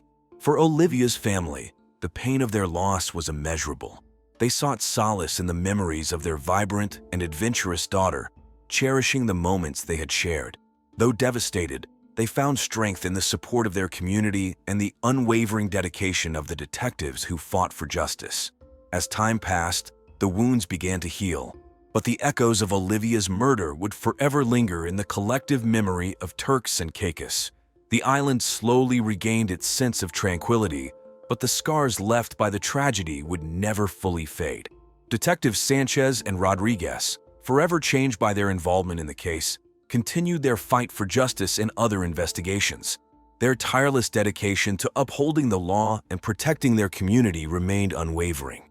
In the end, Olivia's story serves as a somber reminder that appearances can be deceiving, and that even in the most picturesque of places, darkness can take hold. The idyllic island paradise of Turks and Caicos may have been marred by this brutal crime, but the community's resilience and determination to move forward ensured that hope would prevail. Carolyn Hershey was a 29-year-old woman with a passion for life and creativity.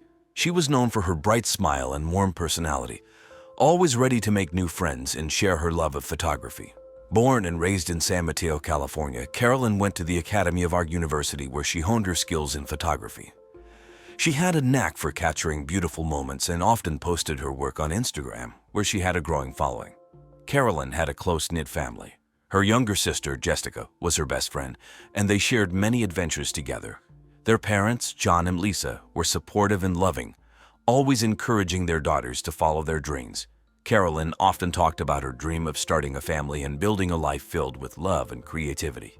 In June 2011, Carolyn had just married Gaskell Hershey Jr., a charming and successful man from Macon, Georgia. They chose the Marriott Maui Resort in Hawaii for their honeymoon, a place Carolyn had always wanted to visit. She was excited about the trip and shared her plans on Facebook, posting pictures of the resort and the beautiful Hawaiian scenery.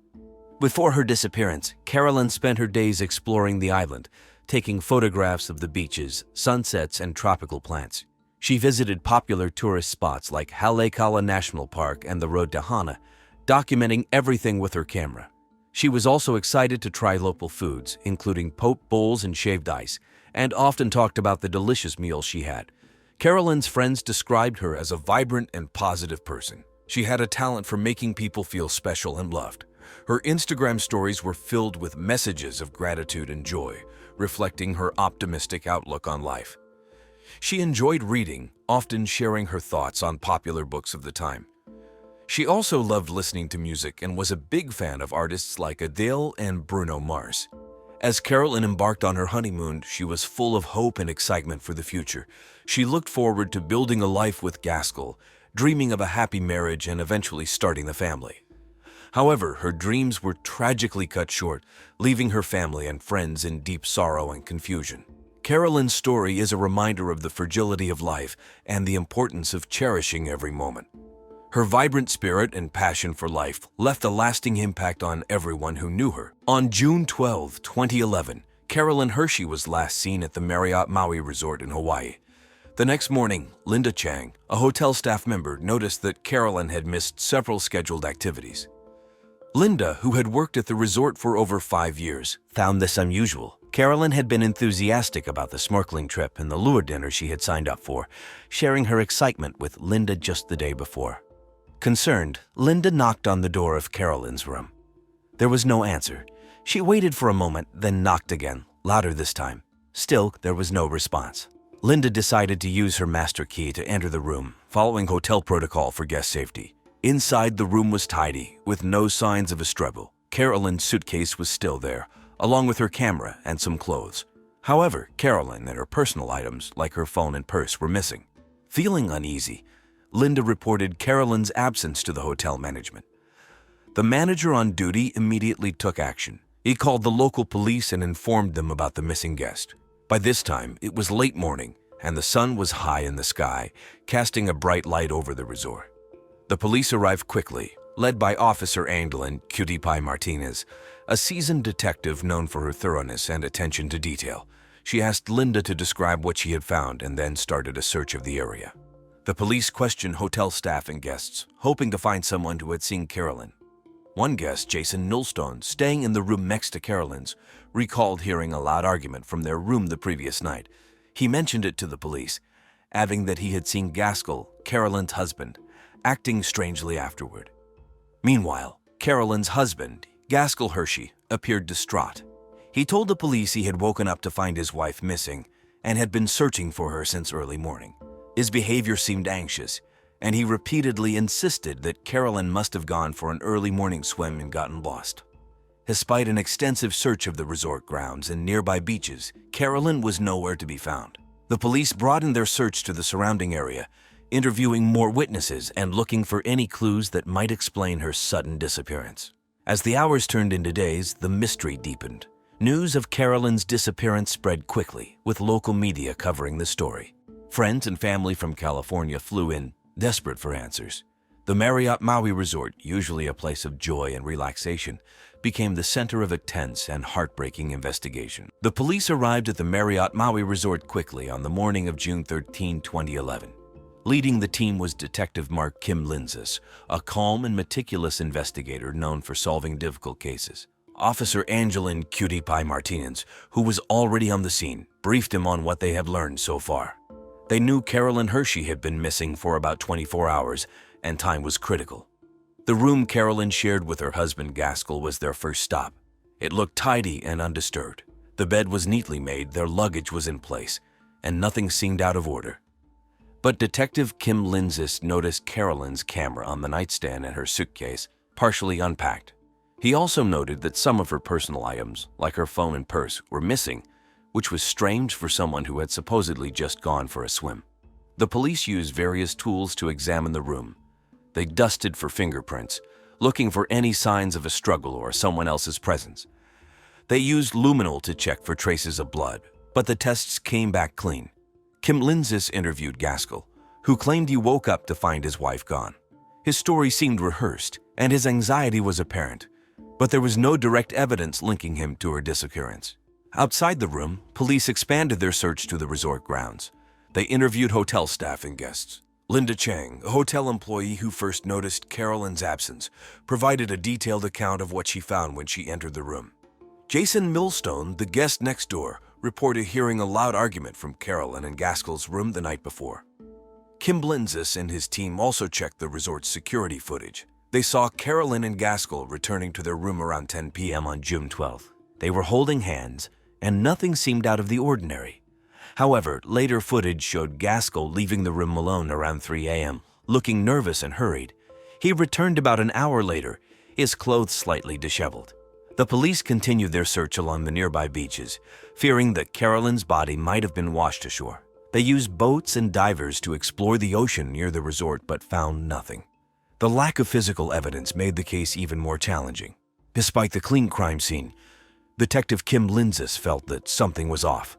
He knew they needed to dig deeper into the lives of Carolyn and Gaskell. As the investigation continued, the police focused on finding any small detail that could lead them to the truth about what happened to Carolyn Hershey. Gaskell Hershey Jr., 33, became the primary suspect in his wife Carolyn's disappearance. Gaskell, a successful businessman from Macon, Georgia, had charmed many with his good looks and wealth. He and Carolyn had seemed like the perfect couple, especially on social media, where they posted pictures of their wedding and honeymoon. But as the police dug deeper, a different picture of Gaskell began to emerge. Detective Mark Kim Linzis and Officer Angelin Cutie Pie Martinez started their interrogation of Gaskell at the Marriott Maui Resort. Initially, Gaskell appeared calm and cooperative, insisting he had no idea what had happened to his wife. He claimed they had gone to bed around 10 p.m. after a romantic evening. When he woke up around 6 a.m., Carolyn was gone. He assumed she had gone for an early morning swim, something she loved to do. As the questioning continued, Gaskell's composure began to crack. Detective Kim Linzis asked about their relationship, and Gaskell's answers became defensive. He admitted they had arguments, which he described as normal marital disagreements. However, friends and family told a different story. They said Gaskell was controlling and possessive, often isolating Carolyn from her friends and family. Further investigation revealed troubling details. Carolyn's sister, Jessica, shared messages where Carolyn expressed fear and uncertainty about her marriage. She described Gaskell's behavior as increasingly erratic.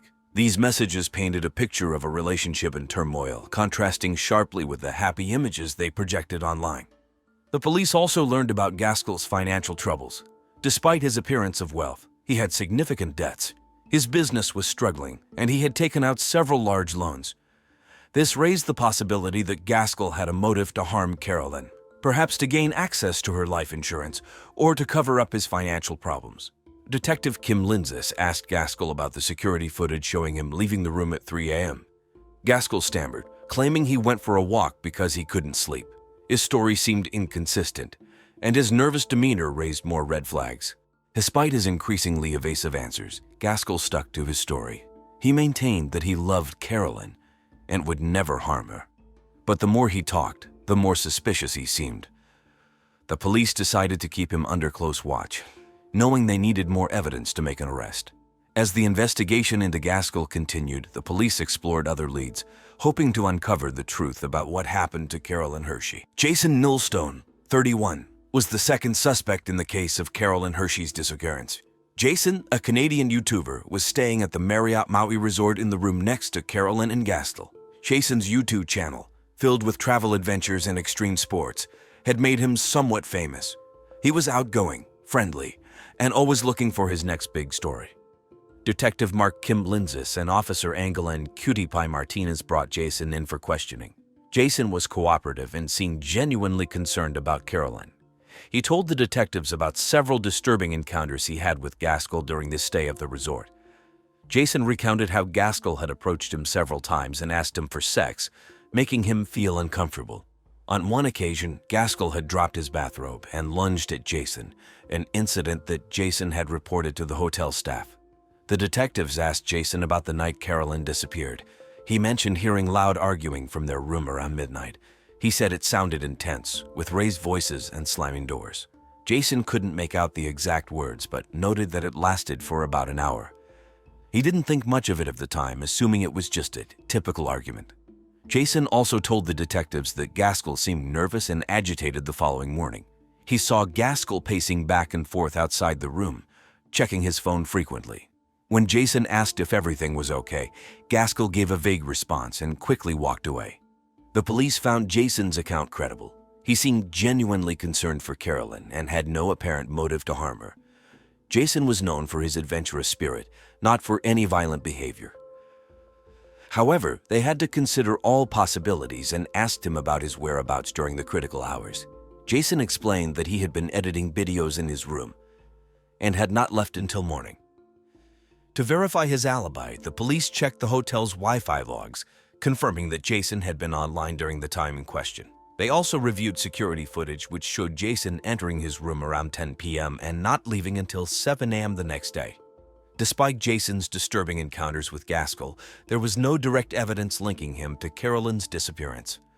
The police continued to investigate other leads, but Jason remained a person of interest due to his proximity and the information he provided. As the investigation progressed, the police were determined to find out the truth and bring justice for Carolyn Hershey. On June 15, 2011, 3 days after Carolyn Hershey disappeared, new evidence came to light. It was a sunny morning with clear skies, typical for Hawaii.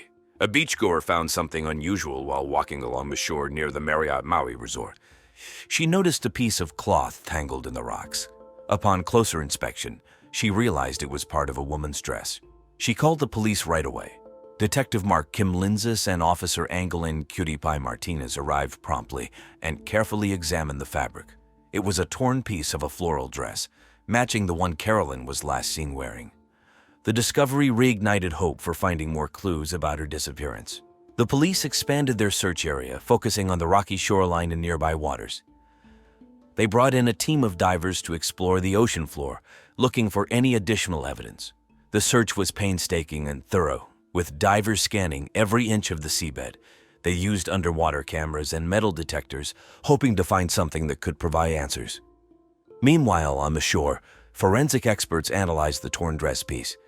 They carefully bagged and labeled it, noting its exact location. They checked for any bloodstains, fibers, or other traces that could offer more information. The cloth was sent to the lab for further analysis, including tests for DNA and any potential chemical residues. Detective Kim Linzis also revisited the hotel's security footage, focusing on the area around the beach. He noticed a shadowy figure moving near the water around 4 a.m. on the night Carolyn vanished. Although the footage was grainy, it provided a new lead. The police interviewed hotel guests and staff again, asking if anyone had seen anything suspicious at that time. The investigation took another turn when Officer Martinez received a tip from the local fisherman, who reported seeing a man near the water early that morning. The description matched Gaskell Hershey. The fisherman said the man appeared to be struggling with something heavy, which he then pushed into the water. With this new information, the police brought Gaskell in for further questioning. His earlier calm demeanor had vanished, replaced by visible anxiety. When confronted with the new evidence, Gaskell became defensive and evasive, denying any involvement and claiming he was being framed. His responses raised even more suspicion. As the lab results came in, they confirmed that the torn dress belonged to Carolyn. The presence of seawater and sand indicated she might have been in the water. This crucial piece of evidence pushed the investigation forward, bringing the police closer to uncovering the truth. Detective Kim Linzis and his team knew they were getting closer. The new evidence provided a clearer picture of what might have happened, and they were determined to solve the mystery of Carolyn Hershey's disappearance. Oliver Kamehameha, 27, was the third suspect in the case of Carolyn Hershey's disappearance. Oliver was a busboy at the Marriott Maui Resort, known for his quiet and introverted nature. He had worked at the resort for 2 years and was often described as a hardworking but reserved individual. However, Oliver had a past involving minor drug offenses, specifically marijuana, which made the police take a closer look at him. Detective Mark Kim Linzis and Officer Angeline Cutie Pie Martinez called Oliver in for questioning. Oliver seemed nervous but cooperative. He admitted that he had been having a sexual relationship with Gaskell Hershey, Carolyn's husband. This relationship started just 30 minutes after Gaskell and Carolyn arrived at the resort. Oliver said Gaskell pulled him into a bathroom to have sex while Carolyn was checking in. Oliver explained that he was involved with Gaskell purely for financial reasons. Oliver revealed a critical piece of information. Carolyn had walked in on him and Gaskell just hours before she disappeared. He described the encounter as shocking and tense. Carolyn was visibly upset and stormed out of the room. Oliver said that Gaskell appeared angry and worried after she left. This revelation added a new layer of complexity to the investigation. The police asked Oliver about his whereabouts on the night of Carolyn's disappearance. Oliver stated that he had been working late and then went to his apartment, which was nearby. He claimed he had no involvement in Carolyn's disappearance and was only concerned about keeping his job. To verify Oliver's alibi, the police checked the resort's employee logs and interviewed his coworkers. They confirmed that Oliver had finished his shift around midnight. Security footage showed him leaving the resort and heading to his apartment. There was no evidence to suggest he had returned to the resort during the critical hours when Carolyn went missing. Despite Oliver's troubling relationship with Gaskell, the police found no direct evidence linking him to Carolyn's disappearance. His story about the encounter with Carolyn provided a possible motive for Gaskell but did not implicate Oliver directly. His nervous demeanor during questioning was noted, but it could have been due to fear of losing his job and not necessarily guilt. As the investigation continued, the police kept Oliver under surveillance but focused more on Gaskell, whose behavior and inconsistencies were becoming more suspicious. But new information about the encounter between Carolyn, Gaskell, and Oliver added crucial context to the case, helping the police piece together the events leading up to Carolyn's disappearance. Detective Kim Linzis and his team were determined to uncover the truth and bring justice to Carolyn Hershey. On June 20, 2011, the police identified Gaskell Hershey as the murderer of his wife, Carolyn. Gaskell, 33, was a successful businessman from Macon, Georgia. He had a charming personality and came from a wealthy family. However, beneath his polished exterior, Gaskell had a controlling and possessive streak. Friends and family had noticed his erratic behavior leading up to the honeymoon. The motive for the murder became clear as the police pieced together the evidence. Carolyn had discovered Gaskell's secret affair with Oliver Kamehameha, a busboy at the resort. Gaskell, desperate to hide his secret, killed Carolyn to prevent her from exposing him. The couple had argued the night she disappeared, and Gaskell's anger and fear led him to commit the crime. On the morning of June 13, Gaskell was seen on security footage leaving their room at 3 a.m., looking nervous and hurried. He returned an hour later, his clothes disheveled. This was when the police believed he disposed of Carolyn's body in the ocean. The torn piece of her dress found on the shore confirmed this theory. The arrest took place in the early afternoon of June 20. Detective Mark Kim Linzis and Officer Angeline Cutie Pie Martinez, along with a team of officers, approached Gaskell at the Marriott Maui Resort. Gaskell was sitting by the pool, pretending to read a magazine. When the officers approached him, he seemed startled but quickly tried to compose himself. "Gaskell Hershey, you are under arrest for the murder of Carolyn Hershey," Detective Kim Linzis announced. Gaskell's face turned pale, and he started to protest, but the officers quickly cuffed him. He was visibly shaken, realizing that his secrets had caught up with him. As Gaskell was led away, the resort guests watched in shock. News of the arrest spread quickly. Carolyn's family, who had been waiting anxiously for any news, were both relieved and devastated. Jessica, Carolyn's sister, broke down in tears upon hearing that her sister's murderer had been caught. The family had suspected Gaskell but hoped they were wrong. The arrest brought a mix of emotions to Carolyn's friends and family. They were glad that justice was being served, but heartbroken over the loss of Carolyn. The case had attracted national attention, with major news outlets like CNN and the New York Times covering the story. People across the country were shocked by the tragic end of what had seemed like a fairy tale romance.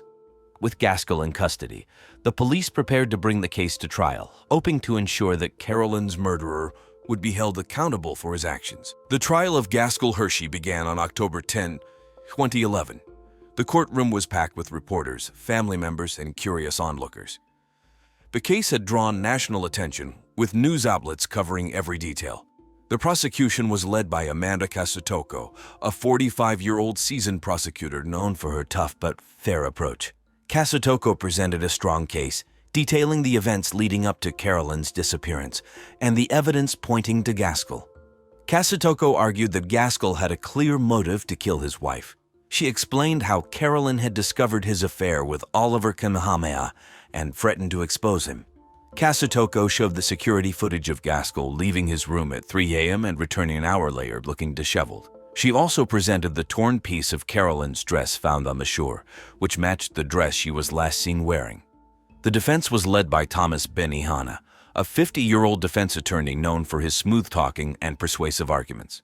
Benihana claimed that there was no solid evidence directly linking Gaskell to Carolyn's death. He suggested that Carolyn might have drowned accidentally while swimming early in the morning, as she loved the ocean. Benihana argued that Gaskell was being unfairly targeted due to his relationship with Oliver.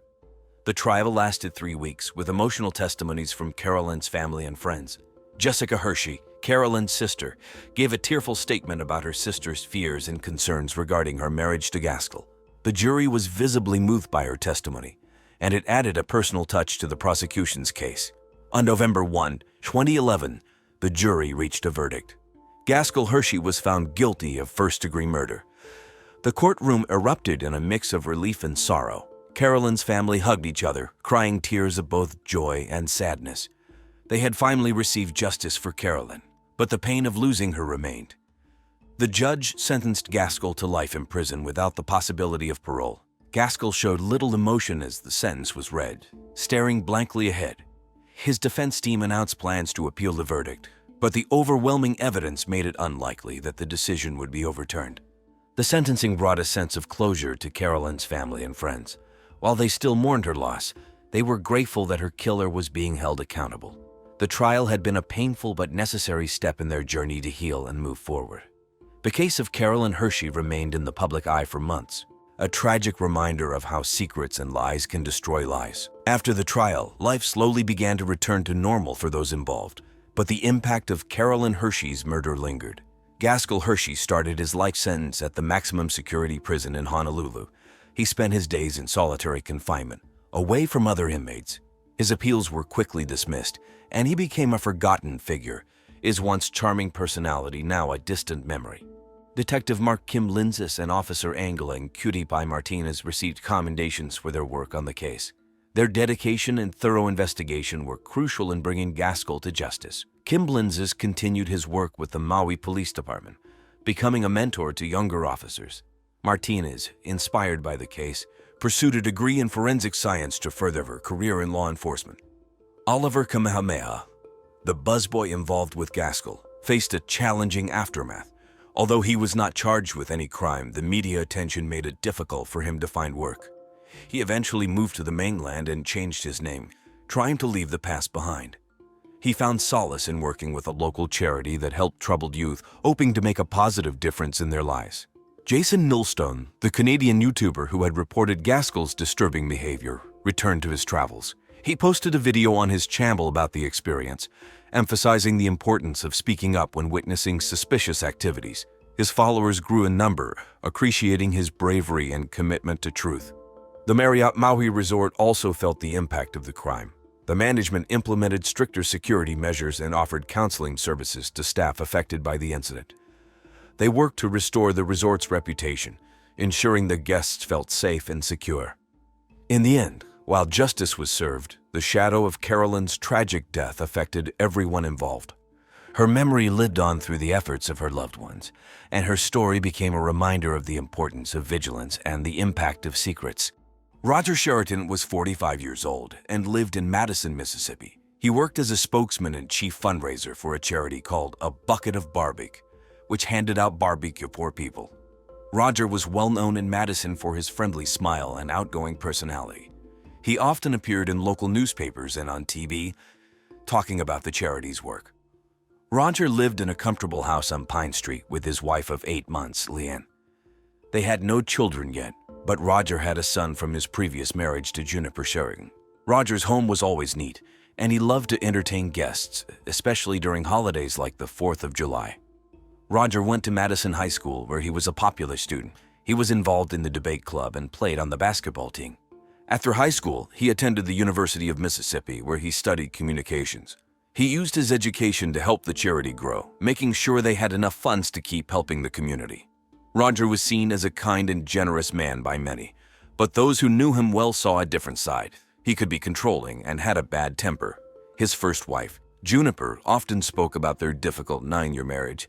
She said that the abuse started with small things but quickly got worse, turning into physical violence. But people in her small southern suburb did not believe her. They believed she read too many books and had an overactive imagination. Whatever flaws he may have had, Roger had big dreams for A Bucket of Barbecue. In the days before his death, he was busy organizing a large barbecue event for the 4th of July.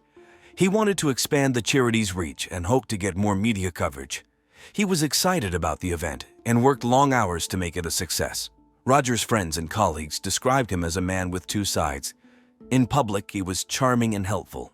In private, he struggled with anger and control issues. His wife, Leanne, supported him publicly but privately complained to friends about his behavior behind closed doors. Roger's story is a complex one, showing how someone can be both a hero and a villain. However, his life and death left a lasting impact on the community of Madison. On the morning of July 5, 2019, around 7:30 a.m., George Miller, a retired police officer, was taking his usual morning walk in the quiet neighborhood of Madison, Mississippi. The 4th of July celebrations had ended the night before, and the streets were littered with remnants of fireworks and decorations. As George strolled down Pine Street, he noticed an unusual amount of smoke coming from Roger Sheron's backyard. Curious and concerned, George decided to check it out. Roger's house, known for its neat appearance, now had smoke rising ominously from the back. George walked up to the fence and peeked over. What he saw made his heart skip a beat. Roger Sheron's head was slumped over the deep fryer, his head submerged in oil, and the fryer was still smoldering. George's training as a former police officer kicked in. He quickly dialed 911, his hands shaking as he reported what he had found. "There's smoke and I think Roger is dead. It looks like a terrible accident or worse," he told the operator. The dispatcher assured George that help was on the way and advised him to stay on the line until the police arrived. George, though shocked and horrified, managed to remain relatively calm. He stayed by the fence, watching to ensure no one tampered with the scene before the authorities arrived. Within minutes, the Madison police arrived, sirens blaring. Officers immediately secured the area, and the fire department was called in to extinguish the smoldering deep fryer. George recounted his discovery to the officers, trying to keep his voice steady. "I was just walking by when I saw the smoke. I looked over the fence and saw Roger. His head was in the fryer. It was awful." They thanked George for his help and asked him to stay nearby for further questions. The scene was chaotic, with officers and firefighters working quickly to secure evidence and put out the remaining smoke. As the fire was brought under control, it became clear that Roger's death was not an accident but a gruesome and deliberate act. The police began their investigation, carefully examining the backyard for any clues that could point to Roger's killer. The discovery of Roger Sheron's body marked the beginning of a complex and chilling murder case that would soon shake the entire community of Madison. The police arrived quickly at Roger Sheron's home on the morning of July 5, 2019. Detective Sarah Coleman and her partner, Detective Paul Johnson, led the investigation. Both were experienced detectives known for their thoroughness and attention to detail. When they arrived, they found a chaotic and disturbing scene. The backyard was still smoky, and the smell of burnt oil hung in the air. Roger's body was slumped into the deep fryer, his head badly burned. Blood splatters were visible on the ground and nearby surfaces, indicating a violent struggle had taken place. Detective Coleman directed the officers to secure the perimeter, making sure no one could enter or leave without permission. She and Detective Johnson began their meticulous examination of the scene. They first took photographs from all angles, capturing every detail of the gruesome sight. They collected fingerprints from the deep prior, the fence, and other objects in the yard.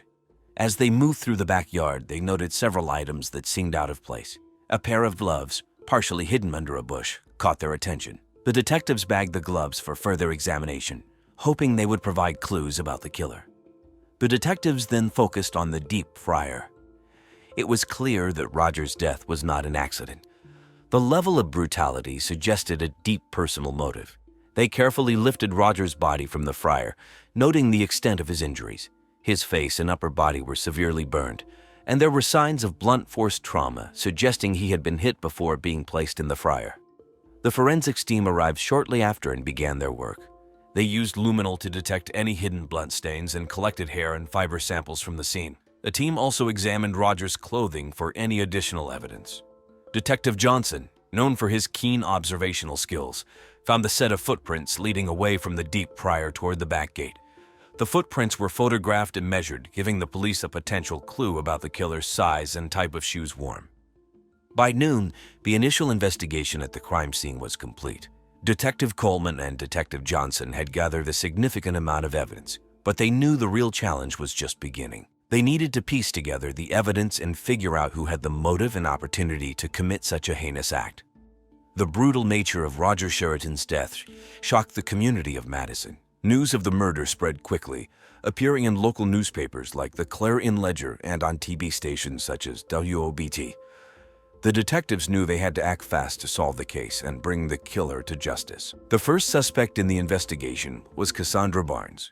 Cassandra was 22 years old and known for her vibrant and outgoing personality. She was often described as the life of the party and known in the tight-knit community to have been having an affair with Roger Sheron for over a year. However, in recent weeks, she had started to distance herself from him due to his increasingly erratic behavior. Cassandra worked the drive-thru at the local Zaxby's. She was well-liked by her customers and colleagues, who appreciated her cheerful and friendly demeanor.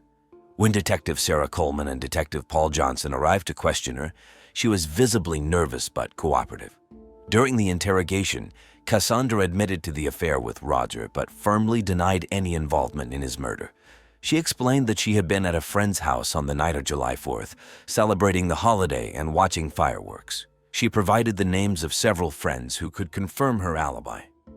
Detective Coleman noted Cassandra's calm yet anxious demeanor. She seemed genuinely shocked by Roger's death and expressed sadness over the loss. However, her recent efforts to distance herself from Roger raised suspicions. The detectives asked her about her reasons for pulling away from Roger, and she described his controlling and sometimes frightening behavior. Cassandra mentioned that Roger had become more aggressive in recent months, often calling her late at night asking her to carve his name on her skin with a knife. She said that she had started to fear for her safety and had considered ending the relationship several times. Her fear of Roger gave the detectives a potential motive, but there was no direct evidence linking her to the crime. The detectives decided to verify Cassandra's alibi by speaking with her friends. They also collected her fingerprints and DNA samples to compare with the evidence found at the crime scene. Cassandra's friends confirmed that she had been with them on the night of the murder, watching the fireworks in a park across town. With a solid alibi and no physical evidence tying her to the scene, the detectives had to consider other suspects. Despite her possible motive, Cassandra did not seem to have had the opportunity to commit the crime. As the investigation continued, the police kept a close eye on Cassandra, ensuring that they did not overlook any potential leads.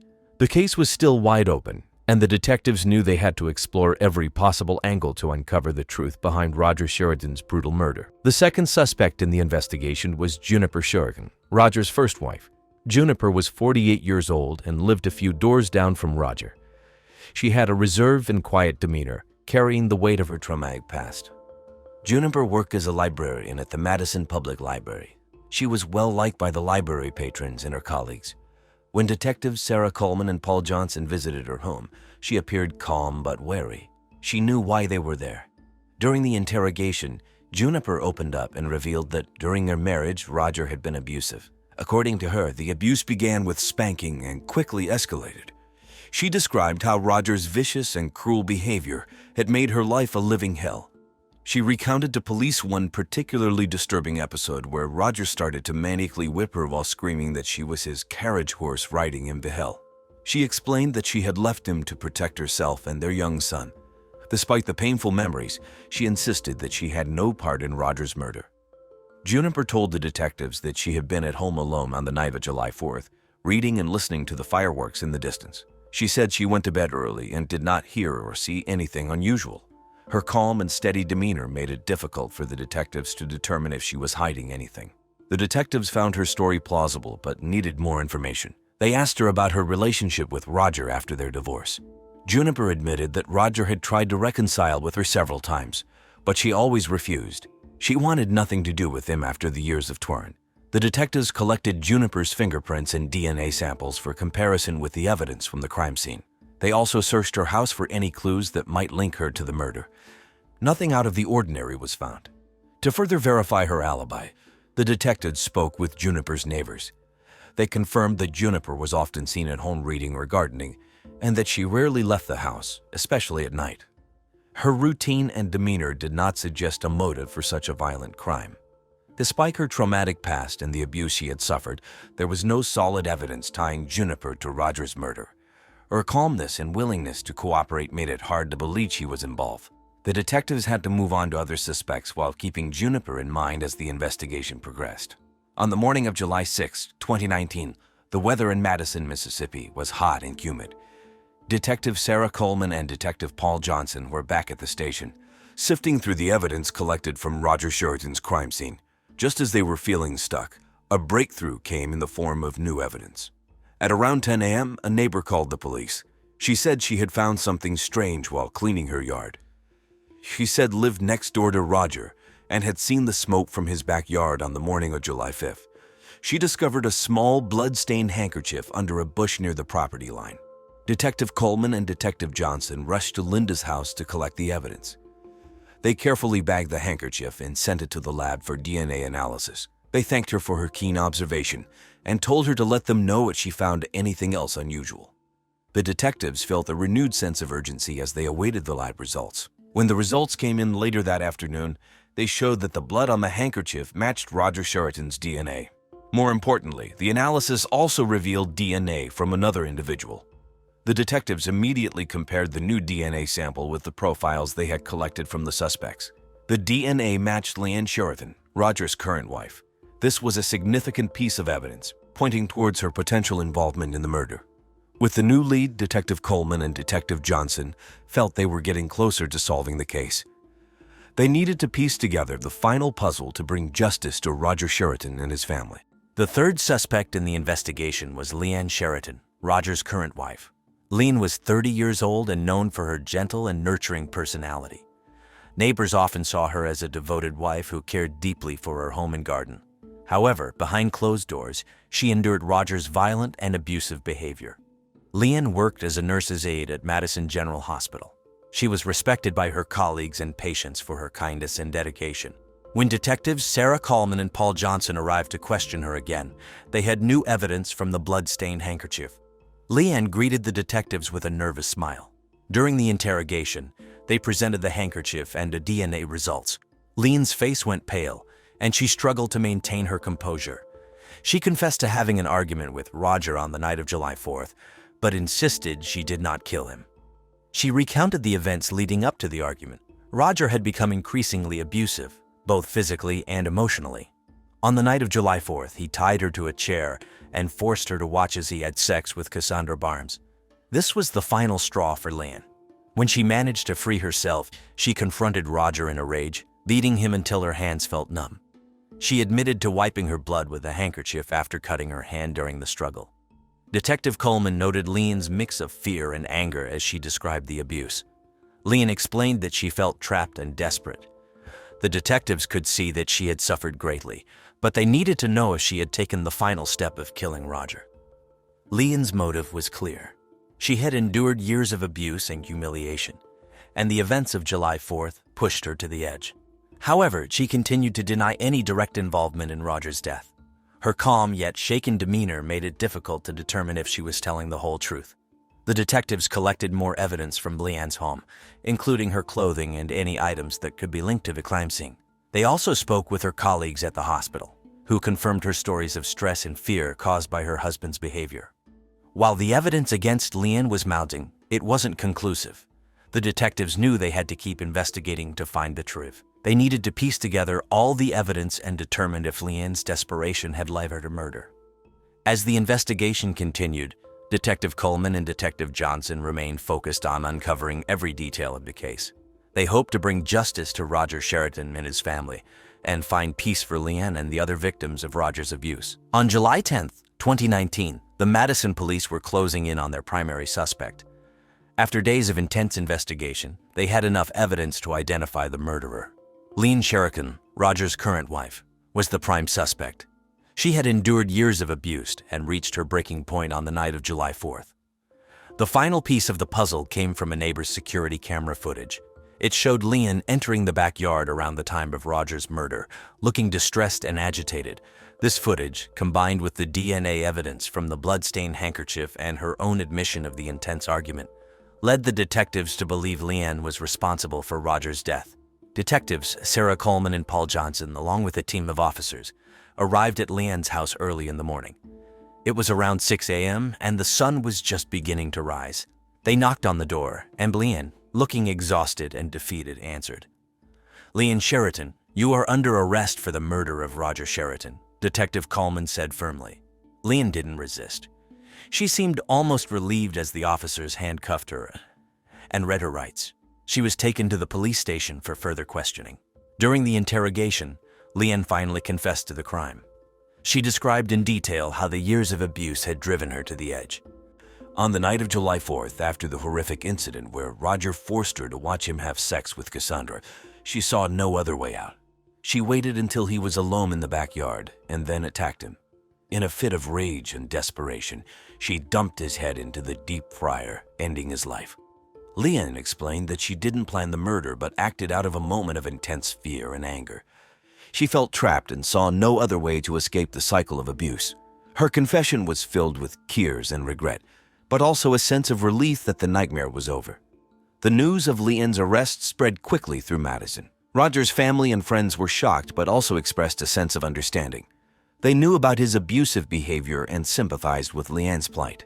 The community was divided, with some feeling that justice had been served and others struggling to comprehend the brutal nature of the crime. Roger's family were devastated. They had lost a family member in a horrific way and now had to deal with the fallout of their stepmother being the murderer. The emotional toll was immense. Leanne's arrest marked a significant turning point in the investigation. The police had solved the case, but the impact of the crime would linger in the community for a long time.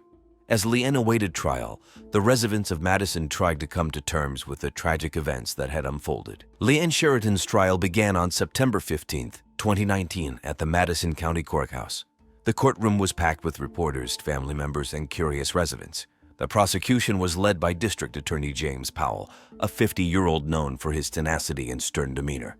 The defense attorney was Mary Merled, a compassionate 45-year-old with a reputation for defending victims of abuse. District Attorney Powell opened the case by presenting the evidence. He described the horrific nature of Roger Sheron's death and showed the security footage of Leanne entering the backyard. He argued that, despite her claims of abuse, Leanne had committed a premeditated murder.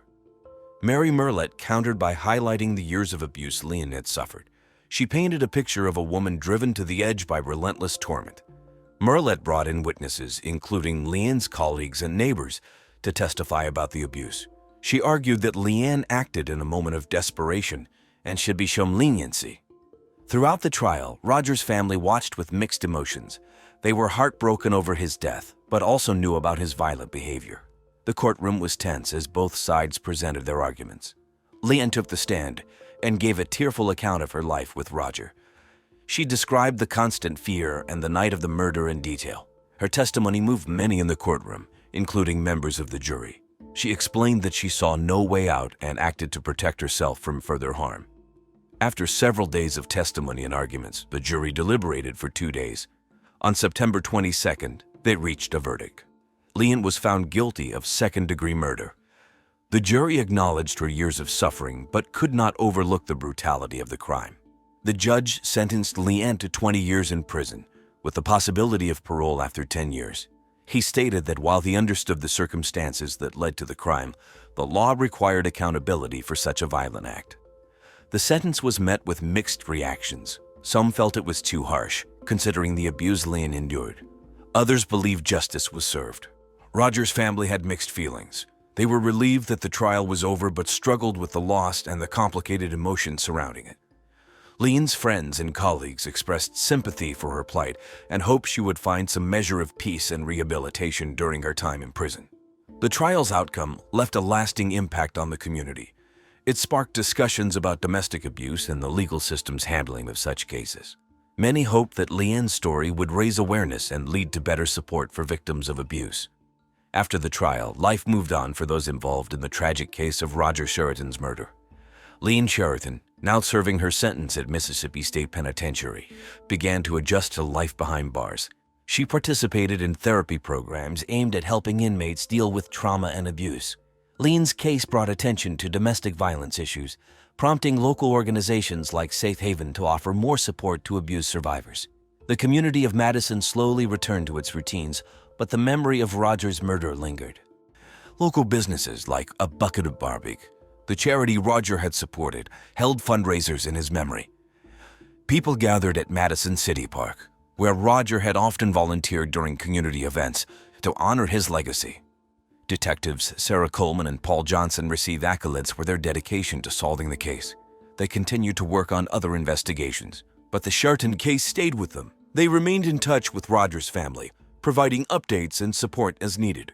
The Madison Police Department implemented new training programs for officers to recognize signs of domestic abuse and respond effectively.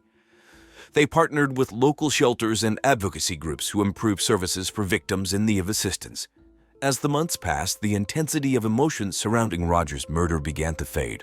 The anniversary of his death in July 2020 prompted a small memorial at Madison City Park, where friends and community members gathered to reflect on his life and the impact of domestic violence.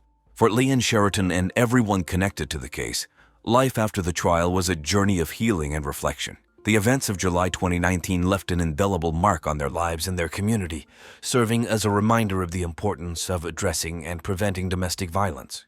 Jared Mitchell was a 52-year-old man who lived in Greensboro, North Carolina. He was a senior executive at a large company, known for his charm and success in the business world. Jared had worked hard to climb the corporate ladder and enjoyed the perks of his high-paying job. He was often seen in nice suits and driving his luxury car around town. Jared was sociable and loved attending fancy events and parties. However, people close to him knew he had a dark side. He was narcissistic and had a long history of cheating on his wife, Amanda. Amanda Mitchell, 50, was a former high school chemistry teacher. She was kind-hearted and dedicated to her students. Amanda had a passion for science and loved sharing her knowledge with young minds. She was well-liked by her colleagues and students alike. Amanda and Jared had been married for over 20 years, and they had faced many ups and downs together. Amanda was known for her resilience, always pushing through tough times with a smile on her face. In September 2018, Amanda's world was turned upside down when she was diagnosed with terminal esophageal cancer. The news was devastating, but Amanda tried to stay strong. She continued to live her life as normally as possible, spending time with friends and family. However, just days after her diagnosis, Jared asked for a divorce. He had long been seeing a much younger woman, Jenna Parker Breen, in secret. Jenna was an aspiring influencer. Known for her posts on Instagram and YouTube, she often shared tips on how to snag wealthy older men, boasting about her desire for a glamorous lifestyle. Amanda was heartbroken by Jared's betrayal. She had always been supportive of him, even when he made mistakes. Now, in her time of greatest need, he had abandoned her. Despite her illness, Amanda continued to push through, supported by her close friend and colleague, Ryan Hart. Ryan often helped Amanda with daily tasks and provided a shoulder to cry on. In the days leading up to Jared's death, he was excited about his new life with Jenna. He was seen around Greensboro, dining at upscale restaurants and shopping at places like Nordstrom and Macy's. Jared seemed carefree and happy, looking forward to a future with his young girlfriend. But beneath the surface, a storm was brewing, and Jared was unaware of the deadly consequences that were about to unfold. On a late night in early September 2018, Jared Mitchell's lifeless body was discovered in his Greensboro home. It was around 10:30 p.m. when Brian Hart, a close friend and colleague of Amanda Mitchell, knocked on Jared's door. Amanda, worried about Jared, had asked Brian to check on him.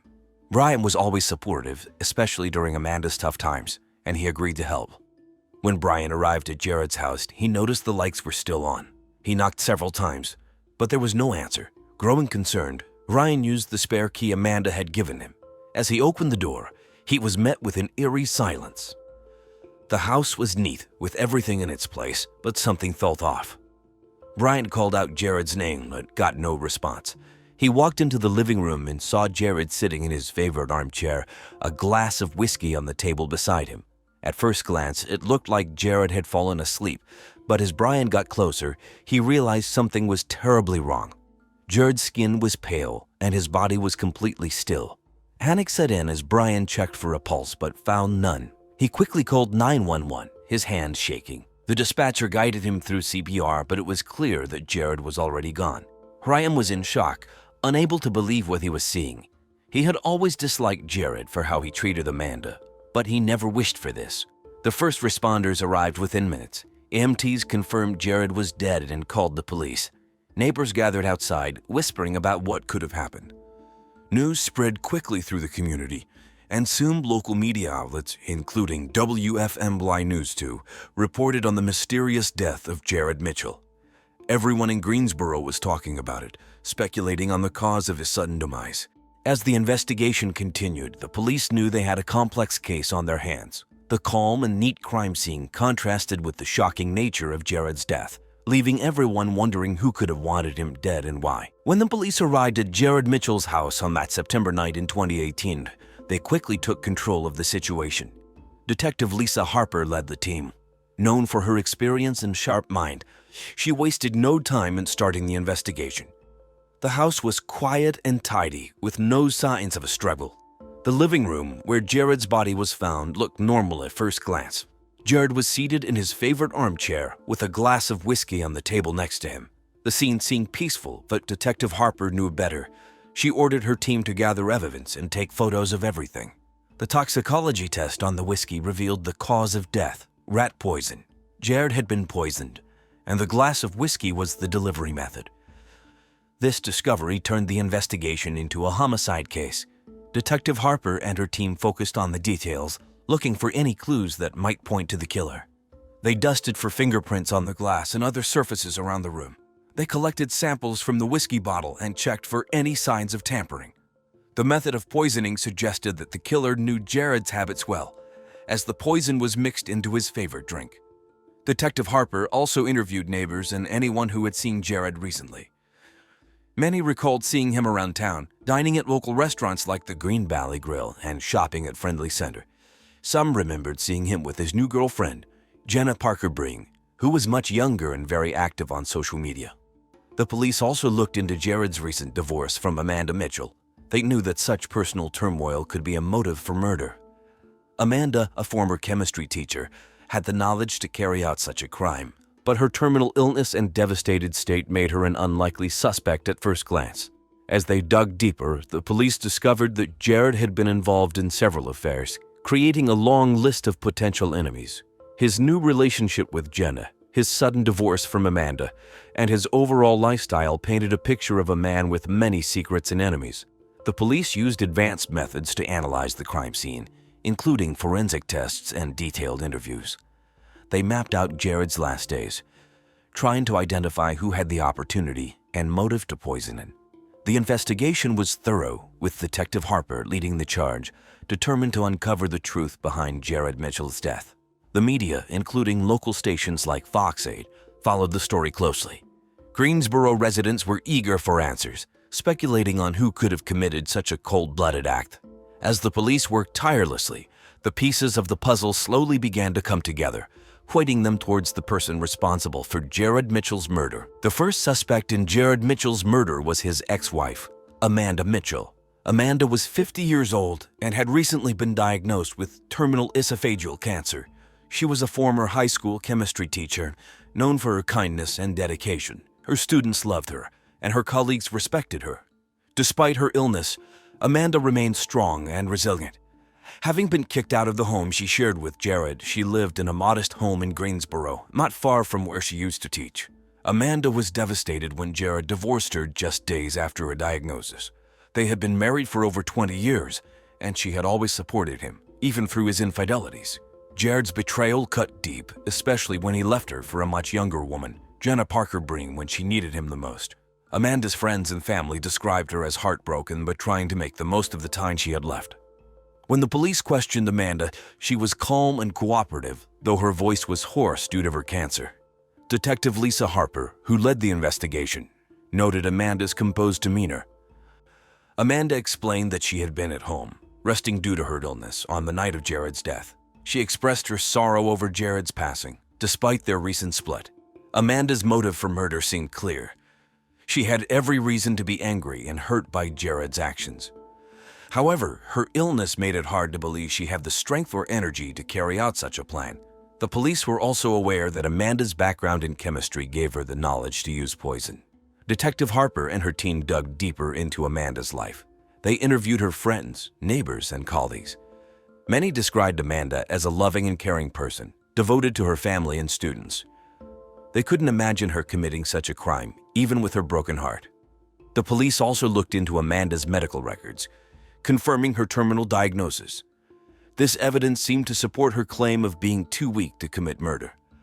However, the police couldn't ignore the possibility that Amanda might have used her knowledge and connections to get someone else to do the dirty work for her. The community was shocked by the turn of events, with many sympathizing with Amanda's plight. People speculated on whether she could have been driven to such an act out of sheer desperation and pain. As the investigation continued, Detective Harper kept Amanda on the suspect list, but knew they needed more evidence to either clear her or prove her guilt. The search for the truth behind Jared Mitchell's murder was far from over, and the police were determined to uncover all the facts. The second suspect in Jared Mitchell's murder was Jenna Parker Breen, Jared's new girlfriend. Jenna was 24 years old and an aspiring influencer. She had a large following on Instagram and YouTube, where she shared tips on fashion, beauty, and dating wealthy older men. Jenna was known for her ambitious and opportunistic nature, often flaunting her glamorous lifestyle online. She had moved to Greensboro recently to be with Jared, and their relationship was the talk of the town. Jenna and Jared had met at a charity event in August 2018. Jared was immediately taken by her charm and good looks, and they quickly began a relationship. Jenna saw Jared as a ticket to a luxurious life and didn't hesitate to leave her old life behind. Their relationship progressed quickly, with Jared divorcing Amanda to be with Jenna. When the police questioned Jenna, she appeared nervous and defensive. She insisted she had no reason to harm Jared, claiming they were planning their future together. Detective Lisa Harper, leading the investigation, noticed Jenna's agitation and decided to dig deeper into her background. The police found that Jenna had a history of dating older wealthy men. Her social media was filled with photos of fancy dinners at restaurants like Printworks Bistro and shopping sprees at Friendly Center. Jenna had often spoken about the importance of financial security and had a large following of young women who admired her lifestyle. Jenna's possible motive for murder was financial gain. Jared had a significant life insurance policy, and with his sudden death, Jenna stood to receive a large sum of money. This raised suspicions about whether she could have killed Jared for his wealth. However, Jenna denied any involvement, stating she loved Jared and was devastated by his death. The police also looked into Jenna's recent activities. They interviewed her friends and followers, trying to piece together her whereabouts on the night of Jared's murder. Some of Jenna's friends mentioned that she had been talking about moving to a bigger city, like Charlotte or Atlanta, which fueled the police's suspicions further. Her followers were shocked, with many expressing disbelief that Jenna could be involved in such a crime. Jenna's image as a glamorous influencer took a hit as people began to question her true motives. Despite Jenna's denials, the police couldn't ignore the possibility that she had killed Jared for his money. Detective Harper knew they needed concrete evidence to either clear Jenna or prove her guilt. The investigation continued, with the police scrutinizing every detail of Jenna's life and relationship with Jared, determined to uncover the truth. The third suspect in Jared Mitchell's murder was Brian Hart, Amanda's colleague and close friend. Brian was 35 years old and worked as a high school chemistry teacher, just like Amanda.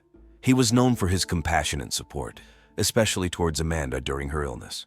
Brian often helped Amanda with daily tasks and was vocal about his disdain for Jared's actions, making him a potential suspect. Brian and Amanda had worked together for several years and had become close friends.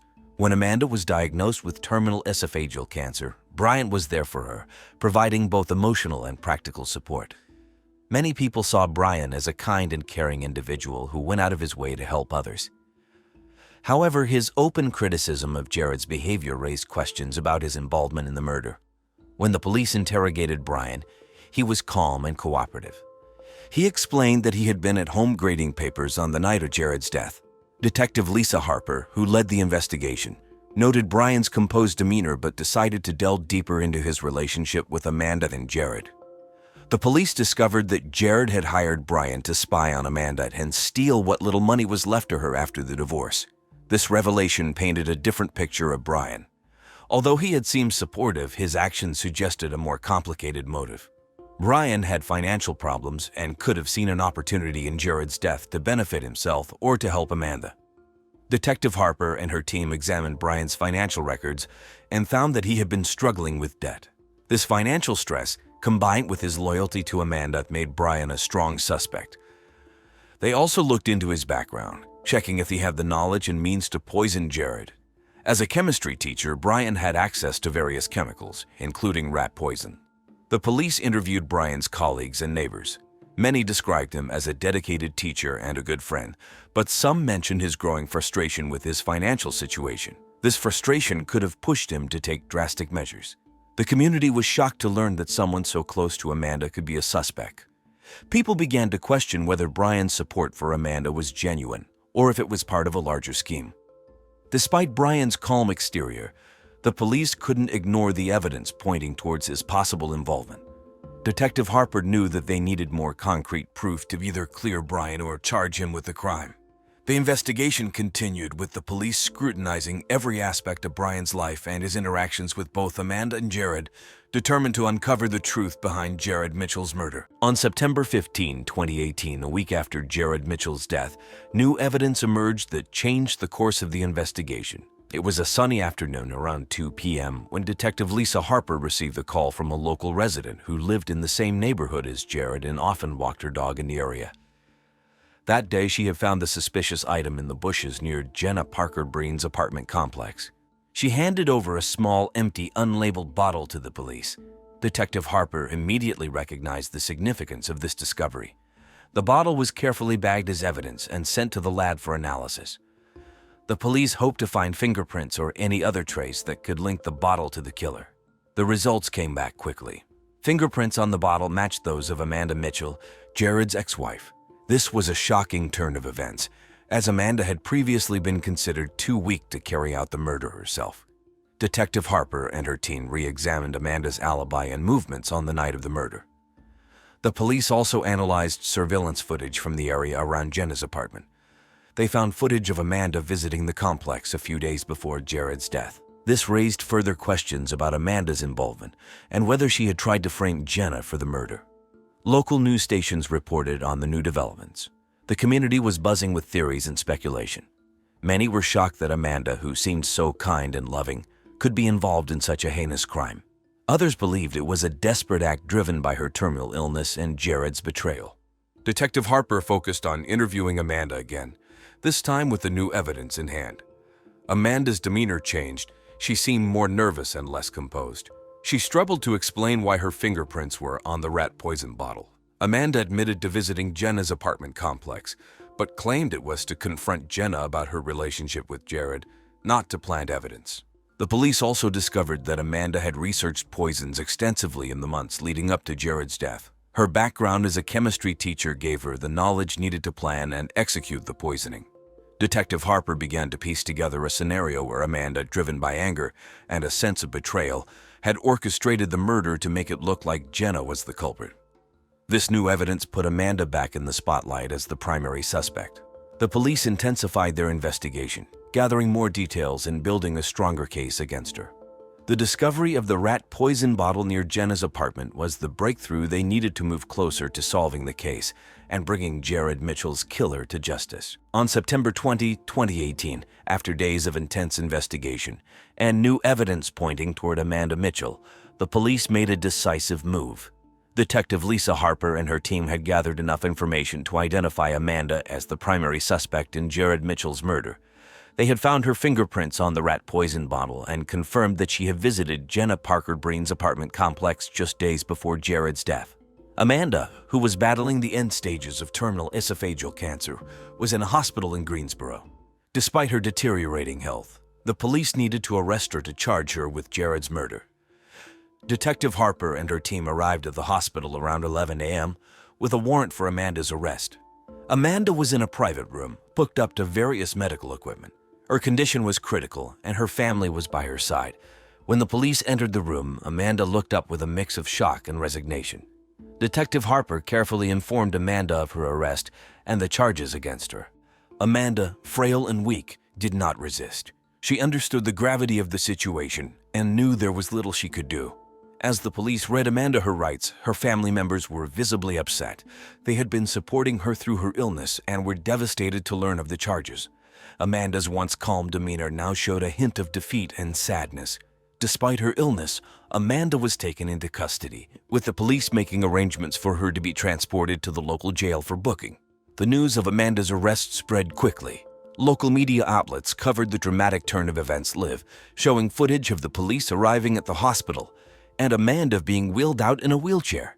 The community was shocked to see Amanda, who had been seen as a victim of betrayal, now facing serious charges. Amanda's arrest was a significant moment in the investigation. The police believed that Amanda had carefully planned Jared's murder out of anger and a desire for revenge. Her knowledge of poisons from her chemistry background, combined with her recent actions, painted a clear picture of her involvement in the crime. The arrest marked the beginning of a new chapter in the case. With Amanda in custody, the focus shifted to the legal process and the trial that would determine her guilt or innocence. The community, still reeling from the shocking developments, awaited the next steps in the case with bated breath. Amanda Mitchell's trial for the murder of Jared Mitchell began in early October 2018, just weeks after her arrest. The trial was held at the Guilford County Courthouse in Greensboro, North Carolina. The courtroom was packed with media who were eager to cover the high-profile case. The prosecution, led by Assistant District Attorney Hannah Foster, argued that Amanda had meticulously planned Jared's murder out of anger and a desire for revenge. Foster presented evidence showing Amanda's fingerprints on the rat poison bottle and her visits to Jenna Parker Breen's apartment complex. She highlighted Amanda's knowledge of poisons from her time as a chemistry teacher and her motive rooted in betrayal and suffering. Foster's arguments painted a clear picture of Amanda as the mastermind behind the crime. Amanda's defense attorney, Robert King Clark, argued that Amanda's terminal illness had left her too weak to commit the murder. He suggested that someone else, possibly Jenna or Brian Hart, could have been responsible. Kane Clark claimed that Amanda's deteriorating health made it impossible for her to plan and execute such a crime. He tried to cast doubt on the evidence presented by the prosecution, but his arguments did little to sway the jury. The trial was emotional for everyone involved. Jared's family, including his children and close relatives, attended each day, visibly distressed by the proceedings. They had been waiting for justice for Jared and hoped for a verdict that would bring them some closure. Tragically, just 3 days before the verdict was to be announced, Amanda Mitchell passed away in the hospital from her terminal cancer.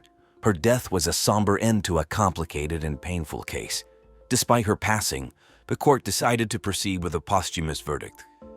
The judge ruled that Amanda was guilty of Jared's murder based on the overwhelming evidence presented during the trial. The verdict was announced on October 12, 2018, and was covered extensively by local media. The community was divided in their reactions. Some felt that the posthumous conviction was a necessary step to ensure justice for Jared, while others felt conflicted about convicting someone who had already died. Amanda's death did not bring the closure that many had hoped for, but it marked the end of a tragic chapter for Jared's family.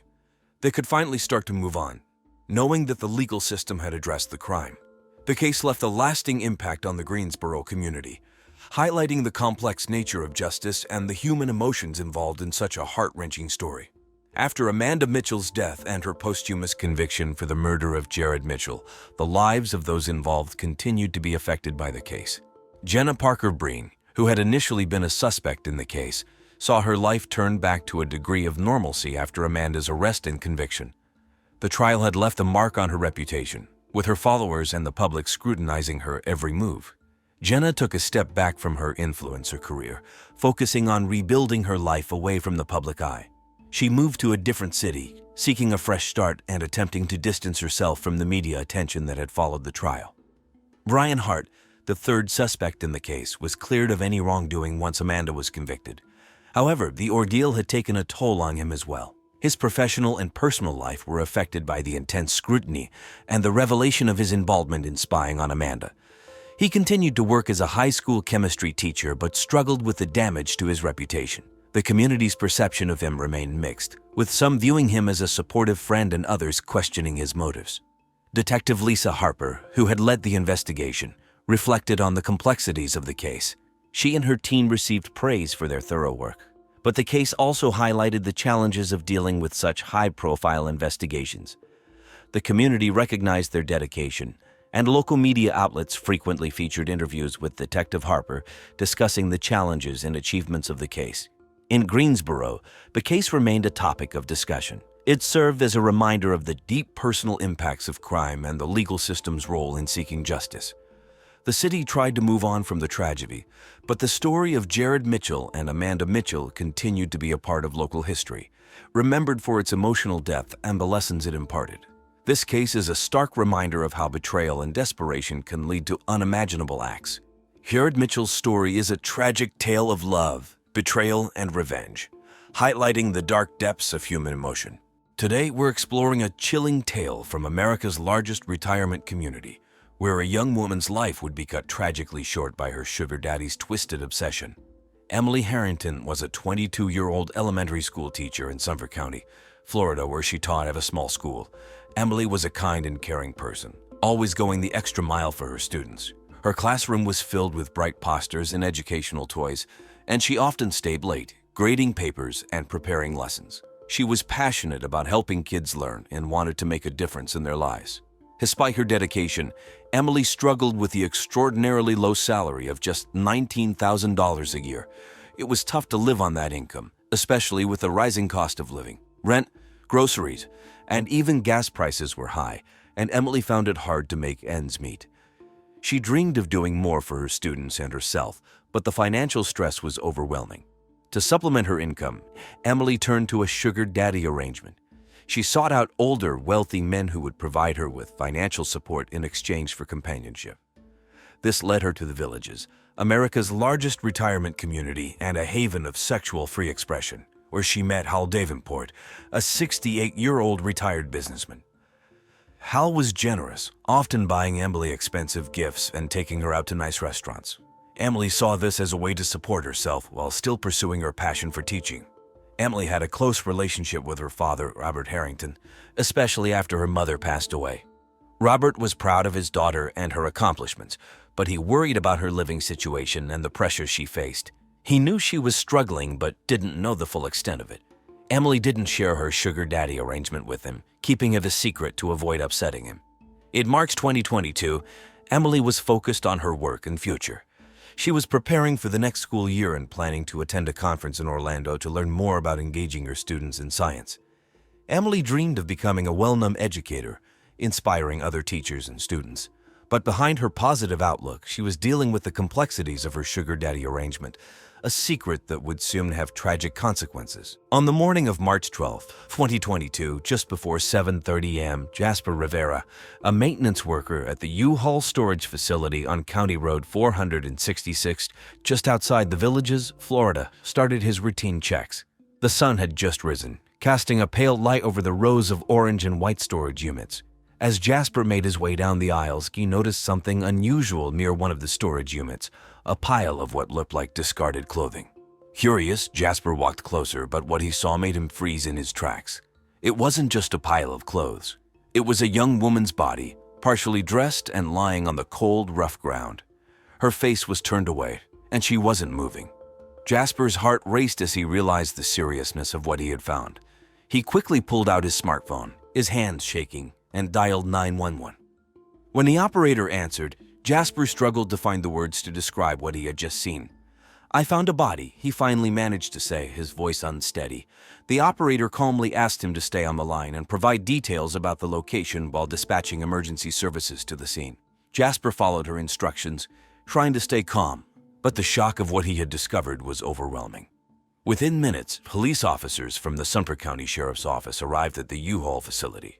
By this time, a few early morning customers had arrived, some noticing the flashing lights of the patrol cars. The officers quickly cordoned off the area around the body with yellow crime scene tape, instructing curious onlookers to stay back. The victim was later identified as 22-year-old Emily Harrington, an elementary school teacher. Her body showed signs of blunt force trauma to the head, and there were dragged Devons on the ground, suggesting she had been moved to this location after her death. Emily was found wearing only her underwear, which raised immediate concerns about the circumstances leading to her death. Police noted the lack of blood at the scene, confirming the suspicion that Emily had been killed elsewhere. Jasper Rivera remained on the scene, visibly shaken but cooperative. He spoke to the officers about his discovery, still trying to process what he had found. The tragic scene marked the beginning of a complex and troubling investigation into Emily Harrington's untimely death. On March 12, 2022, shortly after the discovery of Emily Harrington's body at the U-Haul storage facility on County Road 466, the Sumter County Sheriff's Office launched a full-scale investigation. Detective Ashley Collins, a seasoned investigator with a reputation for solving difficult cases, arrived on the scene with her partner, Officer Devon Stevens. The two were known for their efficient teamwork, often handling complex cases in the rapidly growing community of the Villages. The scene at the U-Haul facility was grim. Emily's body lay on the ground, partially clothed, with clear signs of blunt force trauma to her head. The area was eerily quiet, with only the hum of early morning traffic in the distance. The police quickly cordoned off the area with yellow crime scene tape, keeping curious onlookers and reporters at bay. Detective Collins carefully examined the body, noting that there was no blood on the ground, confirming that Emily had likely been killed elsewhere, and then moved. Nearby security cameras were the first items on the detective's checklist. They'd hoped to catch a glimpse of who had brought Emily to this isolated location. Detective Collins directed Officer Stevens to collect the footage from the facility's office, which was equipped with several cameras covering the entrance and the rows of storage units. They would later review the footage at the station, looking for any suspicious vehicles or people who had been near the scene around the time of the murder. As they continued their investigation, the detectives noticed dragged Devons on the gravel near Emily's body, indicating that she had been pulled from a vehicle and left at the site.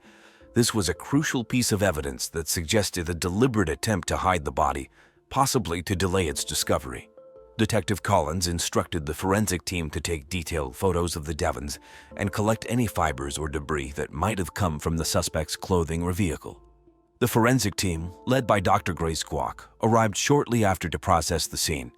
They used advanced tools such as Luno to search for any hidden blood traces, even though the scene appeared clean. The lack of visible blood confirmed the detectives' theory that Emily had been killed elsewhere, making it crucial to identify where the initial crime took place. As the team worked, Detective Collins interviewed Jasper Rivera, the maintenance worker who had found the body. Jasper was still visibly shaken, but provided a clear and detailed account of his discovery. He described how he initially thought the body was just a pile of clothes until he got closer. His account helped the detectives establish a timeline and narrowed down when the body had been left at the facility. The investigation at the crime scene was methodical and thorough, but it left the detectives with more questions than answers. They knew the key to solving Emily's murder lay in finding out where she had been killed and who had the motive to enter life so violently. The first person of interest in the investigation was Harold Hall Davenport, a 68-year-old widower and retired businessman living in the Villages. Hall was well known in the community for his wealth and charm. Originally from Zanesville, Ohio, he had built a successful career in real estate and enjoyed a comfortable retirement in Florida's largest retirement community. Hall and Emily Harrington had met through an online arrangement, where Emily sought financial support from older, wealthy men. That relationship began with Hall providing Emily with money and gifts in exchange for sex and companionship. Over time, Hall became increasingly attached to Emily, viewing her as more than just a sugar daughter. His attachment soon turned into possessiveness, a trait that had caused problems in his past relationships. When police first interviewed Hal on March 13, 2022, a day after Emily's body was found, he appeared cooperative but nervous. Hal acknowledged his relationship with Emily, admitting he had last seen her 2 days before her death. He claimed they had spent the evening together at his home, where they watched old movies on Turner Classic Movies and had dinner from Outback Steakhouse, a favorite of Hal's. He insisted their relationship was strictly consensual and that he had no reason to harm her. Despite his initial calm demeanor, detectives noticed inconsistencies in Hall's story. When asked about his whereabouts on the night of Emily's death, Hall hesitated, stumbling over his words. He eventually provided an alibi stating he had been home alone, but the detectives found it suspicious that he couldn't provide any witnesses or details to back up his claim. His nervousness grew as the questioning continued, and he began to show signs of agitation, raising his voice when pressed about the nature of his relationship with Emily. The detectives also learned that Hall had a history of controlling behavior. His past relationships had ended badly, often due to his possessiveness. Police also discovered how his wife in Ohio supposedly committed suicide by driving her car into a lake just days after asking for a divorce. This information painted a picture of a man who could potentially act out of jealousy or fear of losing control. As the investigation progressed, Hall's name remained at the top of the suspect list.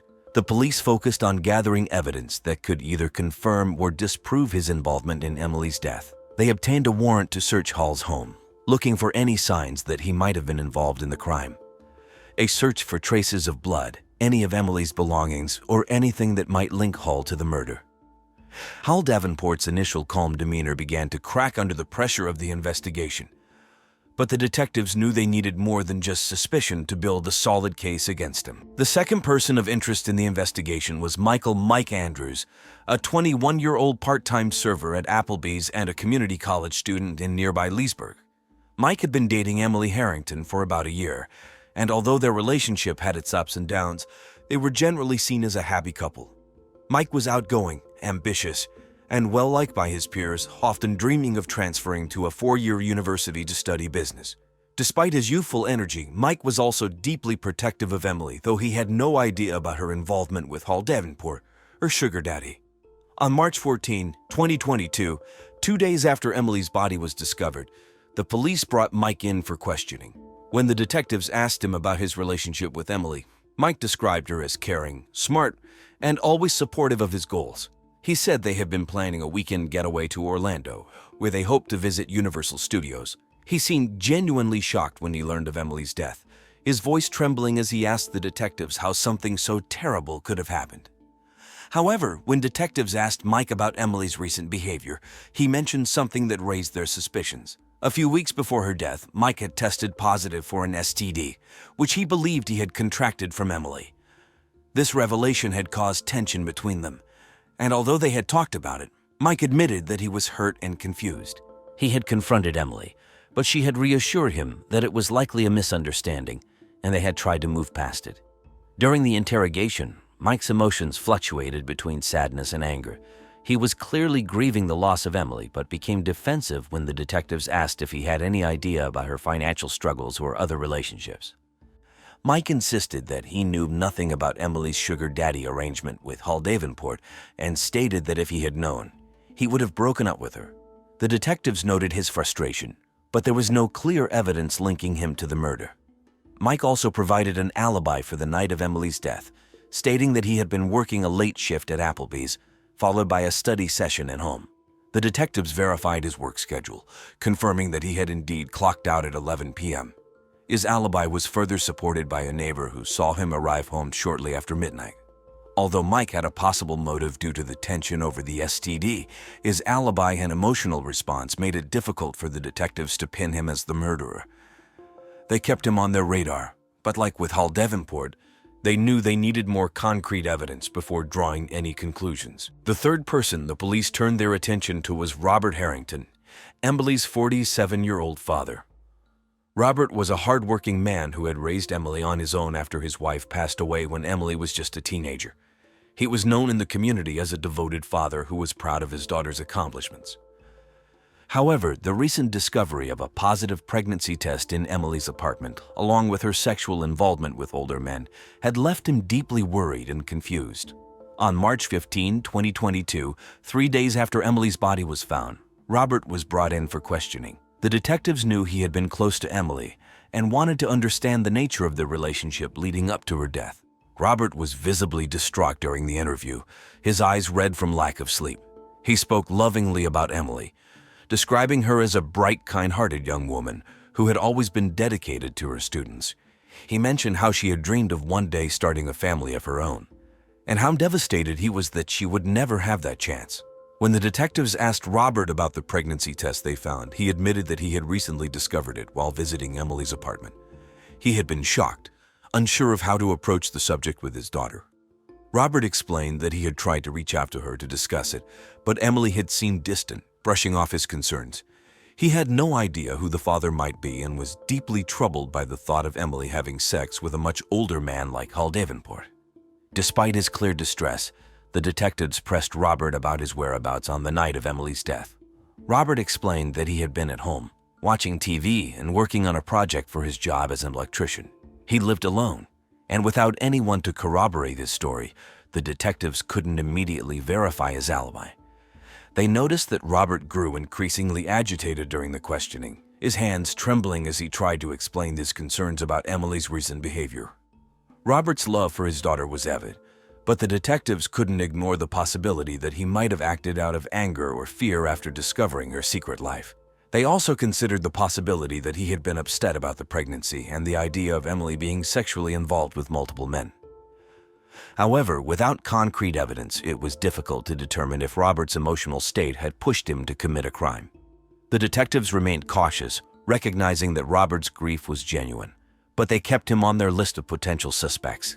As with the other individuals they had interviewed, they needed more evidence to either rule him out or confirm their suspicions. On March 18, 2022, 5 days after Emily Harrington's body was found, a significant break in the case emerged. It was a warm afternoon in the Villages, with temperatures hovering around 75 degrees Fahrenheit, when Detective Ashley Collins received a call from the forensic lab.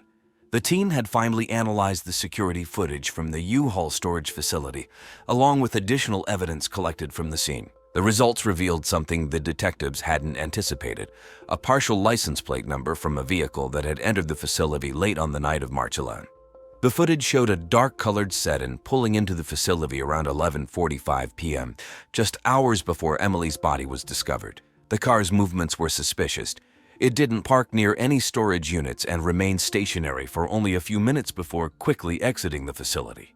The partial plate number, combined with the vehicle's make and model, a gray 2004 Honda Civic, gave the detectives a crucial lead.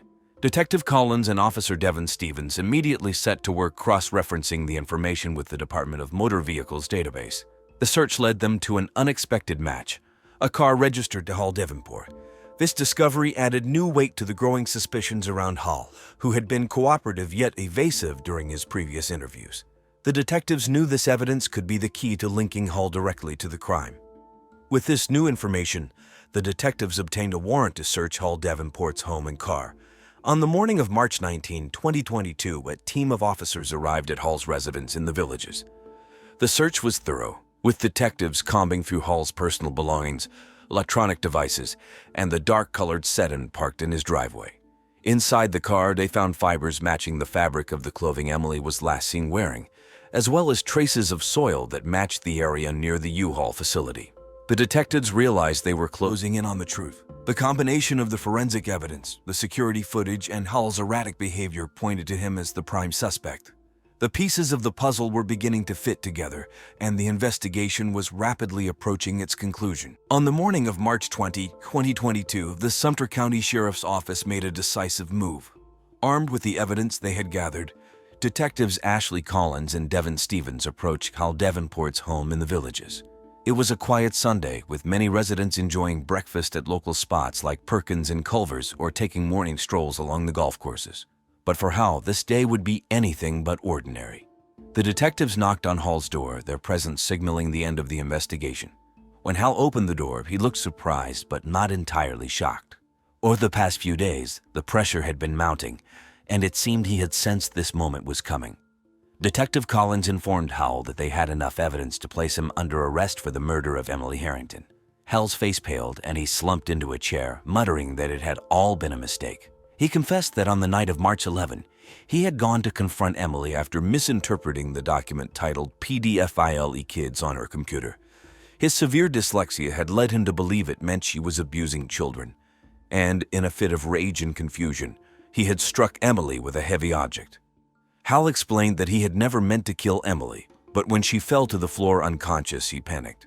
In his frantic state, he decided to move her body, hoping to delay its discovery and buy himself some time to figure out what to do next.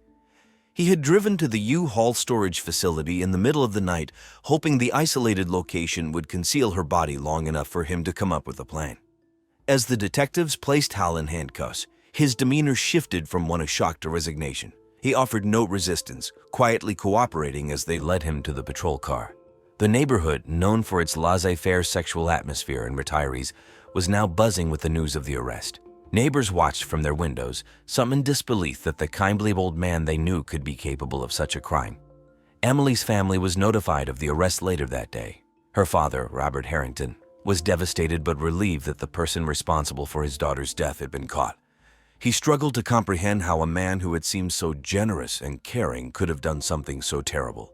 The arrest of Hal Davenport marked a critical turning point in the case, bringing a sense of closure to a community shaken by the tragedy. However, it also left lingering questions about the complexities of Hal's mind and the tragic misunderstanding that had led to Emily's death. The trial of Hal Davenport began on April 15, 2022. The Sumter County Courthouse, a modern building located in the heart of the Villages. The courtroom was filled with local residents, many of whom had followed the case closely through news reports on WFTV and other local stations. The atmosphere was tense, with a mix of curiosity and sorrow hanging in the air. The prosecution, led by Assistant State Attorney Laura Reed, argued that Hal Davenport's actions were the result of a reckless and dangerous mindset. Reed, known for her firm but fair approach, laid out the case clearly. She presented evidence showing how Hal's dyslexia had led to a tragic misunderstanding, but emphasized that this did not excuse the violence. Reed described how Hal's confrontation with Emily had escalated into a deadly encounter, leading to her brutal death. She portrayed Emily as a dedicated teacher with a bright future ahead of her, contrasting this with the devastating end she met due to Hal's actions. In response, Hal's defense attorney, Morgan, took a different approach. Morgan, a well-respected defense lawyer known for his skillful arguments, argued that Hal's dyslexia had severely impaired his judgment. He presented evidence showing that Hal had genuinely misinterpreted the document on Emily's computer. According to Morgan, Hal's misreading had led him to believe Emily was involved in something sinister. The defense claimed that Hal's actions were not premeditated, but were instead the result of a momentary lapse in judgment driven by his frustration with his disability. Throughout the trial, Emily's family, including her father Robert Harrington, watched from the courtroom. They were visibly emotional, often seen holding hands or wiping away tears as the details of Emily's final moments were discussed. Their pain was palpable as they listened to the arguments being presented. After several days of testimony and closing arguments, the jury deliberated and reached a verdict on April 21, 2022. They found Hal Davenport guilty of manslaughter. The jury concluded that while Hal had not intended to kill Emily, his reckless actions had directly led to her death. This verdict was seen as a compromise between acknowledging Hal's severe misjudgment and recognizing the lack of premeditation. On April 28, 2022, Hal was sentenced to 36 months in prison. The sentencing drew mixed reactions. Some felt the sentence was too lenient given the grisly nature of the crime, while others believed it was appropriate given Hal's age and his severe dyslexia. Emily's family was disappointed with the outcome, but found some solace in the fact that justice had been served, even if it was not as harsh as they had hoped. The trial's conclusion marked the somber end to a tragic chapter for Emily's loved ones and the community of the Villages. After Hal Davenport was sentenced in April 2022, life slowly began to return to normal in the Villages, Florida. Emily's family faced a long and difficult road to healing. Her father, Robert Harrington, continued to live in the same home he had shared with Emily. The house was filled with memories of her, from photos on the walls to her belongings that still lingered. Robert, deeply affected by his daughter's death, sought counseling to help cope with his grief. He also became involved in local advocacy for victims' families, using his experience to support others going through similar tragedies. Hal Davenport, now serving his 36-month sentence, was housed in a state prison. At 68 years old, his life behind bars was challenging. The prison system, known for its strict security and routine, was a stark contrast to his previous comfortable life in the villages. Hal's health deteriorated during his incarceration, and he struggled with the isolation and the harsh reality of prison life. His family, although supportive, found it difficult to reconcile the man they knew with the crime he had committed. As time went on, the villages returned to its usual routines. However, the memory of Emily Harrington remained a poignant chapter in the community's history, reminding everyone of the fragile nature of life and the impact of one tragic event on many lives. Carol McMillan was a 48-year-old with big dreams and a loving family in Shaker Heights, Ohio. She was well known in the community for her friendly nature and warm smile. Carol was the kind of person who would always stop to chat with neighbors and was happy to lend a hand when needed. She was active in the local community, often volunteering at church events and organizing neighborhood barbecues. Carol's friendly nature made her well-liked by everyone she met. Carol lived in a charming, two-story home on a tree-lined street in Shaker Heights, a suburb of Cleveland known for its beautiful architecture and strong sense of community. Shaker Heights is often described as having a boho chic vibe, with its famously liberal politics, mix of old and new homes, local coffee shops, and vibrant art scene.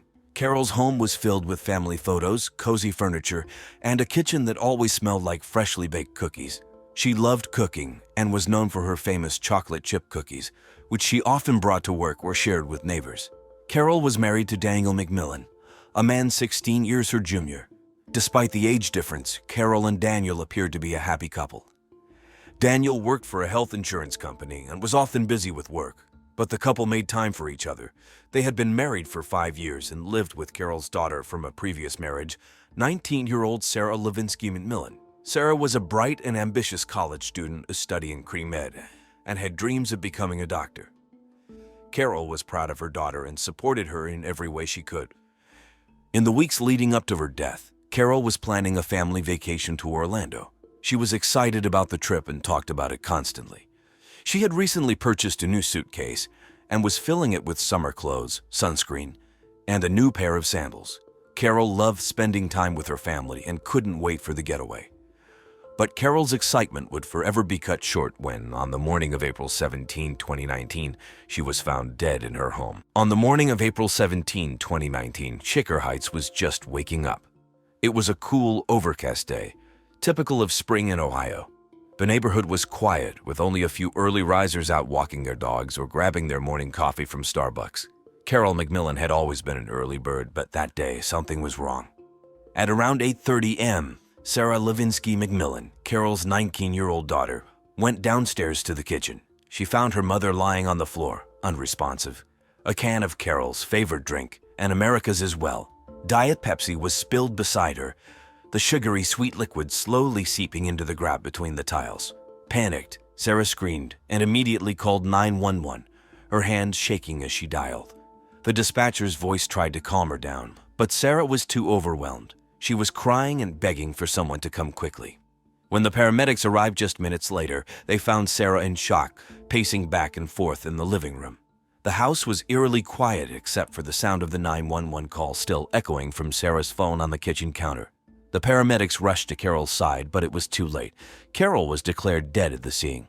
Sarah couldn't believe what was happening. Just the day before, her mother had been excitedly talking about their upcoming vacation, picking out outfits and making plans.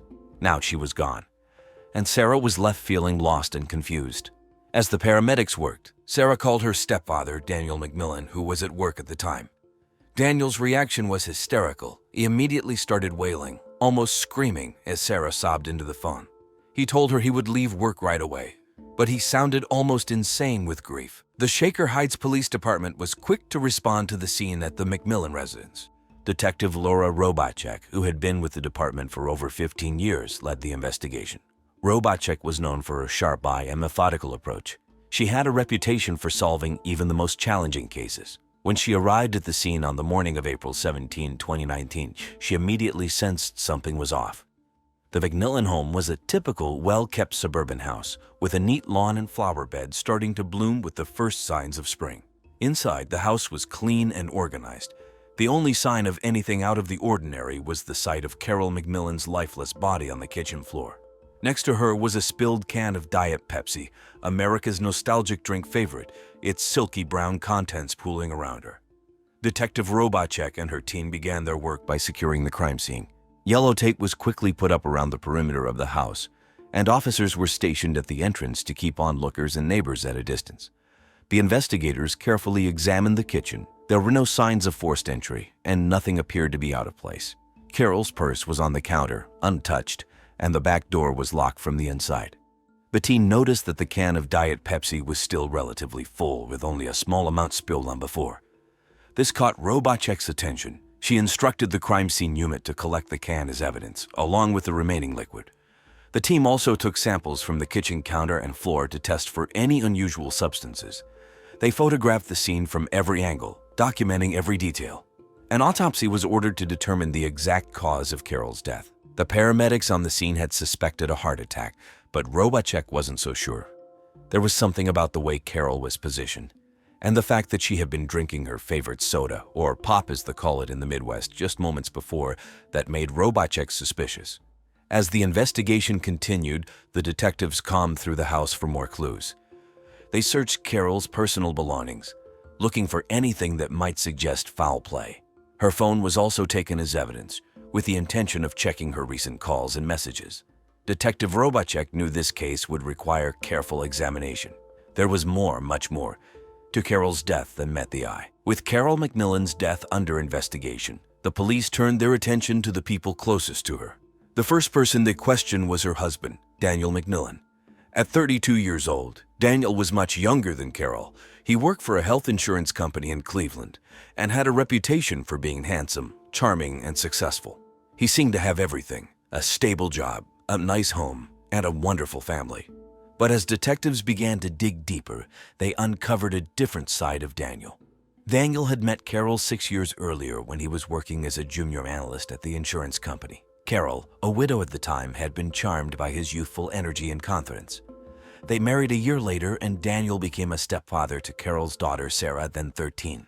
On the surface, their marriage seemed solid, but friends noticed that Daniel had become more distant from Carol in the past year. He spent longer hours at work, often coming home late or claiming he had to travel for business. During his first interview with the police, Daniel appeared calm, even cold. He expressed shock over Carol's death, but his emotions seemed muted. He told Detective Laura Robacek that he had been at work when it happened and had rushed home as soon as Sarah called him. When asked about his relationship with Carol, Daniel claimed that they had a good marriage, though he admitted they had grown apart over time. He insisted that he had nothing to do with her death and had no idea why anyone would want to harm her. However, as the interview continued, Detective Robacek's suspicions grew. Daniel was too composed, too controlled. When asked about Carol's plans, Daniel was vague, saying he was a feminist and didn't like to keep track of his wife's day-to-day activities. He also couldn't recall the last time they had a meaningful conversation or had sex together as a couple. Robacek found it odd that Daniel, who claimed to love his wife, seemed so disconnected from her life.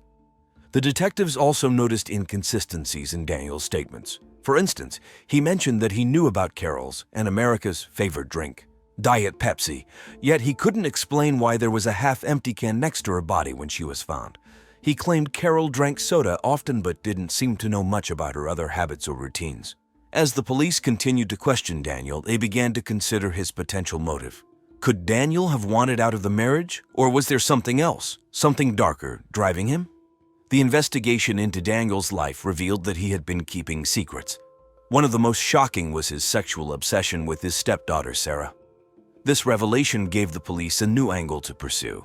If Daniel was in love with Sarah, it could explain why he might want Carol out of the way. But proving that Daniel was involved in Carol's death would require much more evidence.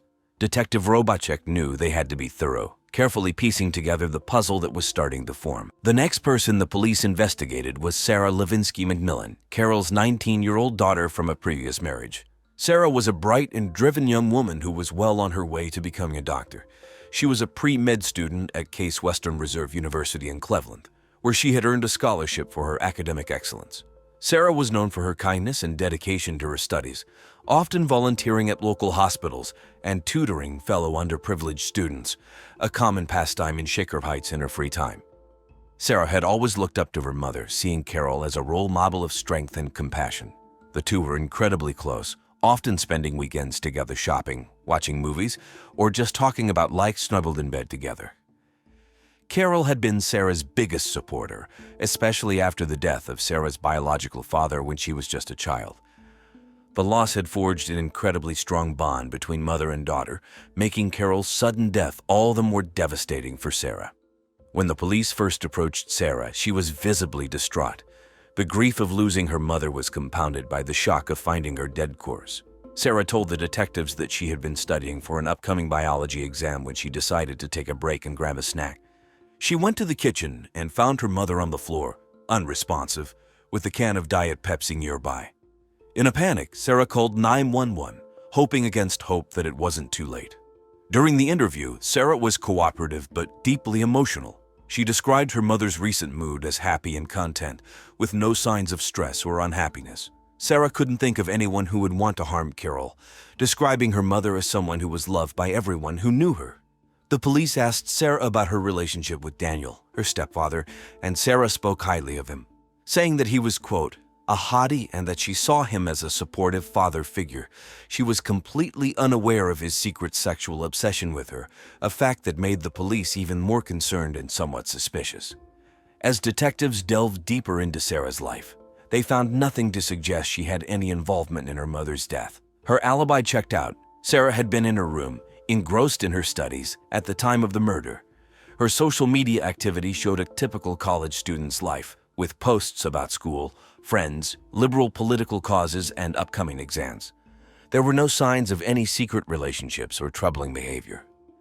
However, the police were still suspicious of the dynamics within the McMillan household. They wondered if Sarah could have been an unknowing pawn in Daniel's plan. If Daniel's sexual obsession with Sarah was as intense as they suspected, it could mean that Sarah was in danger too. But for now, there was no evidence linking Sarah to the crime, leaving detectives to focus their attention elsewhere. The third person the police questioned was Jessica Miller, Carol's closest friend and confidant. Jessica, 45, was a real estate agent who had known Carol for over a decade. The two women had bonded over their shared experiences as working women in Shaker Heights and had become inseparable over the years. Jessica was often seen at Carol's home, helping with community events or just sharing a glass of wine in the evenings. To those who knew them, their friendship seemed unbreakable, a bond built on trust and mutual respect. However, the police soon discovered that Jessica had been keeping a significant secret. Despite her outward loyalty to Carol, Jessica had been having an affair with Daniel McMillan. This revelation came as a shock to everyone who knew the trio, especially given Jessica's deep friendship with Carol. According to Jessica, the affair began about a year before Carol's death. She claimed that it started innocently, with Daniel coming alone to one of Jessica's infamous naked hot tub parties. A few flirtatious comments, later things quickly escalated into a full-blown sexual relationship. Jessica admitted to feeling, quote, a little bleeping guilty about betraying her friend, but said she couldn't resist Daniel's, quote, smoking hot bod. When the police interviewed Jessica, she was nervous and defensive. She knew that her affair with Daniel placed her under suspicion, but she insisted that she had nothing to do with Carol's death. Jessica claimed that she was kind of saddened by Carol's passing and had even considered lowering the number of times she had sex per week with Daniel because of the guilt she felt.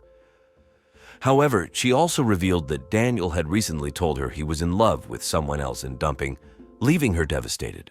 Jessica didn't know who the other woman was, but she suspected it might be someone younger, possibly Sarah. The detectives pressed Jessica for more details about her sexual relationship with Daniel and her whereabouts on the day of Carol's death. Jessica stated that she had been at a real estate showing in Cleveland Heights and had clients who could verify her alibi. The police followed up on this, confirming that Jessica was indeed with clients at the time of the murder. However, they couldn't ignore the possibility that Jessica might have been involved in some way, given her emotional turmoil and jealousy over Daniel's shifting affections. Despite her alibi, Jessica remained a person of interest in the investigation. Her affair with Daniel, coupled with her close relationship with Carol, made her a complicated figure in the case. The police had to consider whether Jessica's jealousy and heartbreak might have driven her to do something drastic. But without concrete evidence linking her to the crime, Jessica was left in a precarious position, caught between her guilt over the affair and her sorrow over losing her friend. On April 27, 2019, just after 9:00 a.m., the weather in Shaker Heights was cool and overcast, typical for an Ohio spring. As investigators continued to search for clues, they received a significant break in the case. A toxicology report came back from the lab, revealing that Carol McMillan's cause of death was cyanide poisoning. The lethal substance had been mixed into her can of Diet Pepsi, confirming that her death was not a natural occurrence but a deliberate act of murder. The revelation of cyanide as the murder weapon shocked the investigation team. Cyanide is a rare and deadly poison, often associated with high-profile cases and espionage. The detectives knew they were dealing with a premeditated crime. Someone had gone to great lengths to plan and execute Carol's murder. This new evidence shifted the focus of the investigation, giving the police a clearer direction. The detectives immediately revisited the crime scene, searching for any trace of the poison or how it might have been introduced into Carol's drink. They examined the Diet Pepsi can, the surrounding area in the kitchen, and any containers or objects that might have come into contact with the poison. Forensic experts were called in to analyze everything, from the remnants of the drink to the fingerprints on the can. While no direct trace of cyanide was found in the kitchen, the forensic team did find traces of the poison on the rim of the can, confirming that it had been deliberately laced with the deadly substance. The discovery raised more questions. Who had access to the poison, and how did they get it into Carol's drink without her noticing? The police began to dig into the backgrounds of all the suspects, searching for any history of chemical knowledge or access to dangerous substances. They also looked into recent purchases and online searches that might indicate someone had been researching or acquiring cyanide. The detectives knew that cyanide was not something easily obtained. Whoever had used it had likely done some serious planning. This new evidence also put pressure on the suspects. The police re-interviewed them, focusing on their knowledge of poisons and any suspicious behavior leading up to Carol's death. The detectives were determined to find out who had the means and motive to commit such a calculated crime. With the case now pointing definitively to murder, the investigation took on a new urgency as they closed in on the truth. On April 20, 2019, just before noon, the police made a breakthrough in the investigation that would lead them directly to the murderer. After carefully examining the evidence and re-interviewing the suspects, the detectives had begun to piece together a disturbing picture. All signs pointed to Daniel McMillan, Carol's husband, as the one responsible for her death. Daniel McMillan, 32, was a charming and successful man who worked at a health insurance company. Outwardly, he appeared to have it all: a stable job, a beautiful wife, and a picture-perfect life in the progressive utopia of Shaker Heights. However, beneath the surface, Daniel was a man driven by dark and twisted sexual desires. He had become obsessed sexually with Carol's daughter and his stepdaughter, Sarah Levinsky McMillan, from her previous marriage. Daniel had secretly harbored sexual feelings for Sarah, who was only 19 and completely unaware of his intentions. As his obsession grew, Daniel became increasingly distant from Carol, seeing her as an obstacle to his disturbing fantasy of starting a new life with Sarah as his bride. Detectives uncovered key evidence that tied Daniel to the crime. An analysis of his internet search history revealed that he had been researching cyanide for several months before Carol's death. He had searched for information on where to buy it, how to use it, and its effects on the human body. This damning evidence suggested that Daniel had carefully planned the murder, intending to use cyanide to get rid of Carol without leaving a trace. On the day of the murder, Daniel had taken advantage of Carol's daily routine. He knew that she loved Diet Pepsi and drank a can every day after work. According to the investigation, Daniel had spiked her can of Diet Pepsi with cyanide, knowing that she would drink it as soon as she got home. The poison worked quickly, causing Carol to collapse and die within minutes. Daniel's plan was to make it look like a sudden heart attack, but the toxicology report revealed the truth.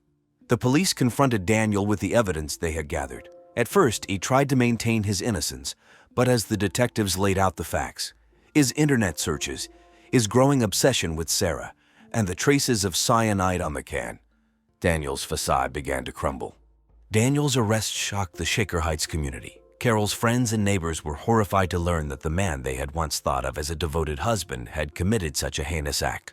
Sarah was devastated by the revelation, struggling to come to terms with the fact that the man she had considered a father figure had been secretly plotting against her mother. The trial of Daniel McMillan began on January 15, 2019, in Cuyahoga County Common Pleas Court. The case drew significant media attention, with local news channels covering the proceedings extensively. Carol McMillan's murder had shocked the Shaker Heights community, and many people were eager to see justice served. The prosecutor, Assistant District Attorney James Leakey, 45, was known for his thorough and determined approach to criminal cases. Leakey presented a strong case against Daniel McMillan. He argued that Daniel had planned Carol's murder with premeditation, pointing to the evidence of cyanide found in Carol's Diet Pepsi and Daniel's extensive internet searches about the poison. Leakey described Daniel's actions as cold and calculated, emphasizing how Daniel's obsession with Sarah Levinsky McMillan drove him to commit the crime. On the other side, Daniel's defense attorney, Laura Phillips, 38, tried to paint a different picture. Phillips argued that Daniel was a man who had been overwhelmed by personal problems and stress, which might have affected his judgment. She claimed that Daniel's actions were not premeditated but a result of mental instability. Phillips tried to argue that there was not enough direct evidence linking Daniel to the poisoning, but the evidence against him was overwhelming. During the trial, Carol's family, including Sarah, attended each day, visibly emotional and distressed. Sarah was particularly affected by the trial, having to confront the reality of her stepfather's betrayal and her mother's death. The court saw tearful testimonies from friends and colleagues of Carol, who described her as a loving and caring person who would never have imagined such a violent end. After several days of testimony and evidence presentation, the jury deliberated and returned a verdict on January 22, 2019. Daniel McMillan was found guilty of first-degree murder. The judge sentenced Daniel to life in prison without the possibility of parole. The sentence was met with a mix of relief and sorrow by Carol's family and friends. They felt that while justice had been served, the pain of losing Carol and the betrayal like Daniel would linger. The verdict brought a sense of closure to the case, but it left a lasting impact on those involved. Carol's friends and family had to cope with the aftermath of the trial, trying to rebuild their lives while remembering the warmth and kindness Carol had brought into their lives. The trial was a stark reminder of the darkness that can lurk behind even the most seemingly perfect facades. After Daniel McMillan's trial and sentencing, life in Shaker Heights began to return to normal. But the impact of the case was still deeply felt by those involved. The McMillan family was forever changed, and the community was left grappling with the aftermath of the crime. Daniel McMillan was transferred to the Ohio Department of Rehabilitation and Correction, where he began serving his life sentence. His trial had been highly publicized, and he became a known figure in the prison system. His imprisonment was a stark contrast to the life of luxury he had once enjoyed. The media coverage of his case continued for some time, with many local news outlets reporting on his adjustment to prison life and his interactions with other inmates. Sarah Levinsky McMillan, Carol's daughter, faced a challenging road ahead. She was a pre-med student at the time of her mother's death and had been deeply affected by the murder. After the trial, Sarah took a leave from school to focus on her mental health and process the trauma of the past months. She received support from friends, family, and professional counselors. Her community rallied around her, and many people admired her resilience and strength during such a difficult time. Jessica Miller, Carol's former friend and Daniel's secret lover, also had to navigate the consequences of the case.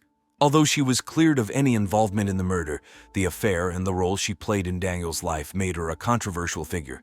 Jessica's real estate business suffered due to the negative publicity. She decided to move to a different city to start over, hoping to leave the past behind and rebuild her career and personal life. As time went on, Carol's friends and family worked to find a sense of normalcy.